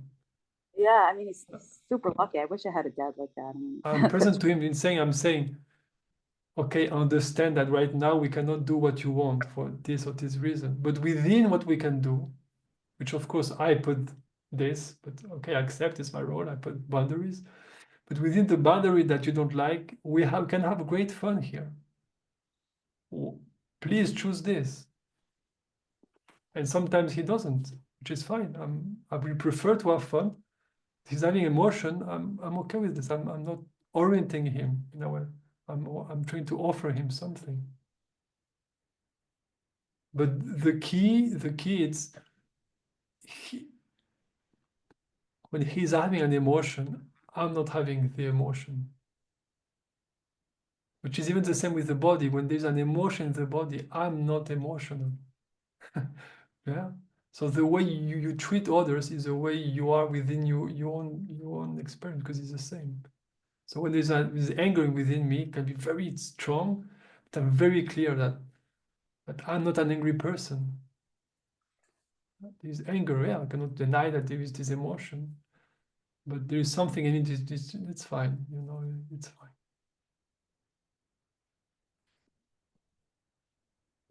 So yeah, it's. I think I'm going wide now, but I'm going a lot into God. But you know, this thing of free will, that God has given us free will, which is a little bit the same with what is happening right now.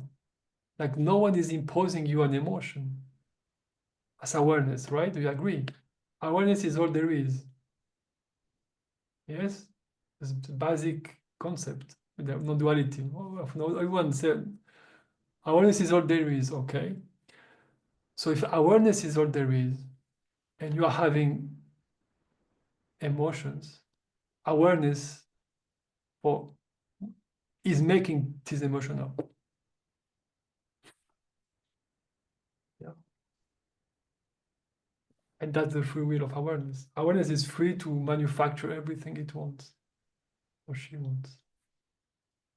But that's another way you can go, but maybe it's often now, like you say, Ray, we want to go straight to the who is here. There's identity, then that's what awareness wants. If there's identification, then that's awareness doing it. It's not like a person identifying, right? It wants that.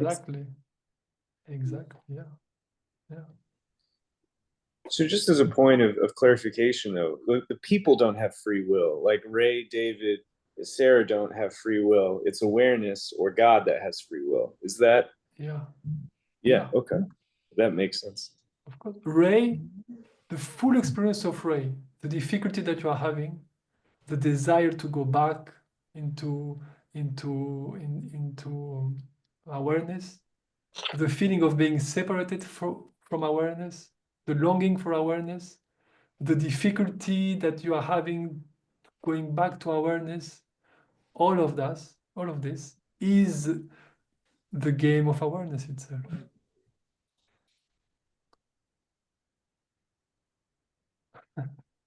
And I feel that longing is sort of, it's like a child that wants their parent or something, isn't it? It sounds familiar. Like No. It's like I heard this beautiful story. It's like two fetus, right? There is two fetus inside the womb of the mother. And one baby say to the other, do you believe in mother? And one say, of course I believe in mother. Everything is mother, even this body is mother, everything is mommy. And the other say, I don't believe in mother and mommy. Mother doesn't exist.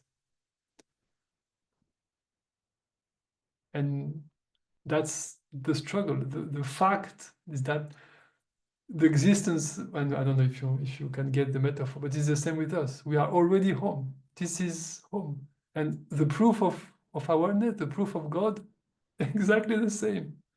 Well, what you believe, it's a proof of separation. It's really the opposite. Just like a baby, like a baby in the womb of the mother. He believed that he's alone, but the fact is his very existence and every cell in his body and his existence, everything is happening within the mother. So he can believe it or not, it doesn't change the fact that everything is held and is held by that mother, which is pure love. Because of course it's the baby is part of her. It is her. There is not two bodies, a baby and a mother. It's exactly the same. Like the brain, the heart, the baby, the womb is one thing. So in that way, that's the goddess, yeah, is loving everyone, and you are free to believe and tell all the story you want. You are already home. So you can play the game of Ray going home. You can play the game of Sarah struggling with whatever. You can play the game of David teaching things, perfectly fine. But the fact is, we are all home already. Yeah, but I feel the impulse is to return to that feeling of womb. Like there's always like this thing where we want to feel that safety of the womb and the everything in that, you know, whatever that Yeah, is. Yeah. yeah, because it's kind of a game of thought that thought that get out of hand, you know. Like when children play at something, and sometimes it's too much, but they cannot stop playing for some reason. That they just catch on in the inertia of what they're doing. But that's what here is. That's why we are all in this together. So we have to support each other because we are literally one, and we are all struggling with the same difficulty. I believe I'm separated from what I am.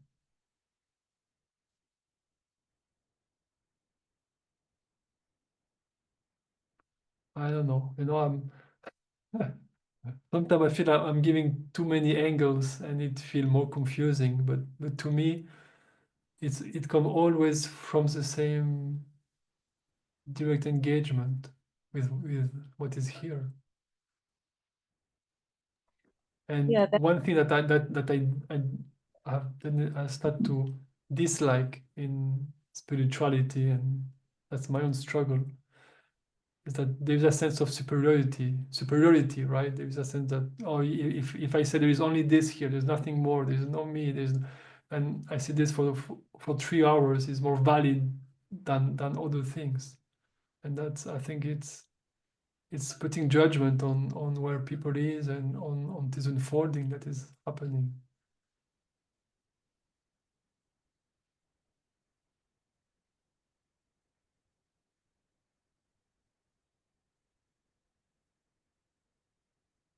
Okay.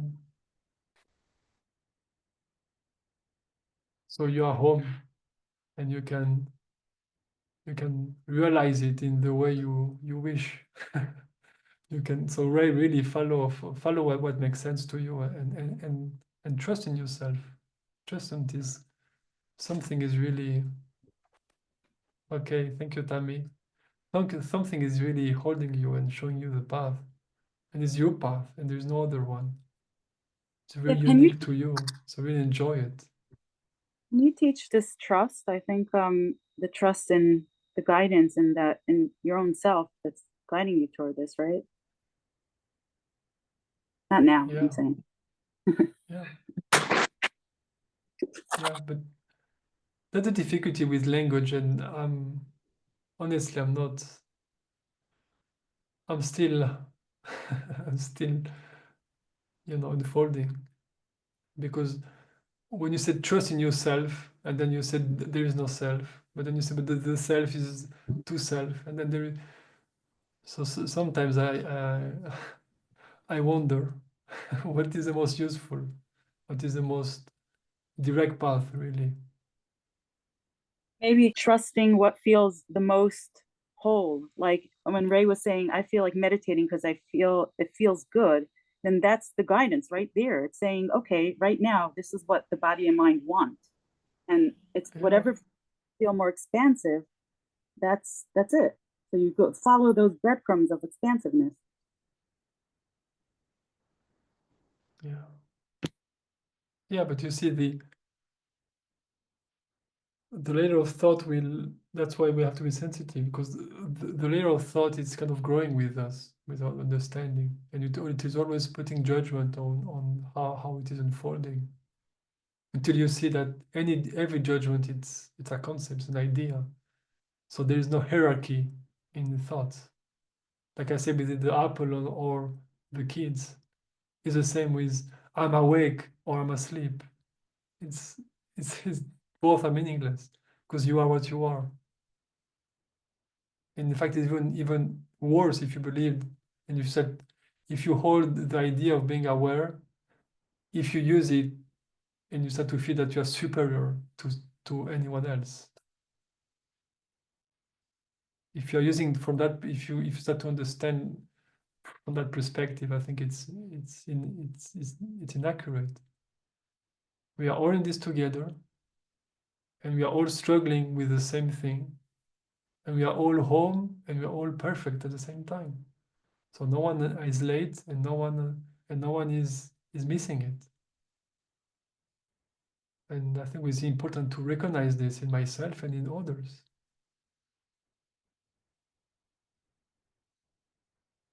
And so the people who have kids, I think it's very important, because the more you feel this, the more you will see that what is holding you, your life, is what is holding the life of your kids. So, you know, I'm a good father, my bad father, good mother, I'm a bad mother, or my parent very good, my parent very bad. That's not really where the juice is, you know.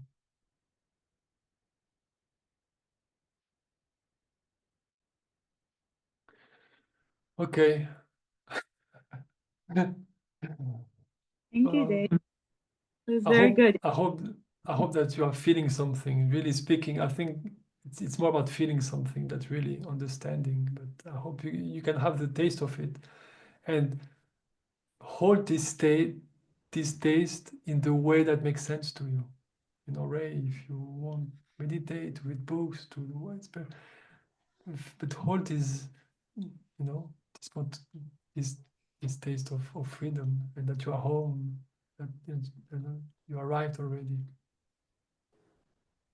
Yeah. Thank And you. you too, Sarah, to whatever sense and way it makes sense to you.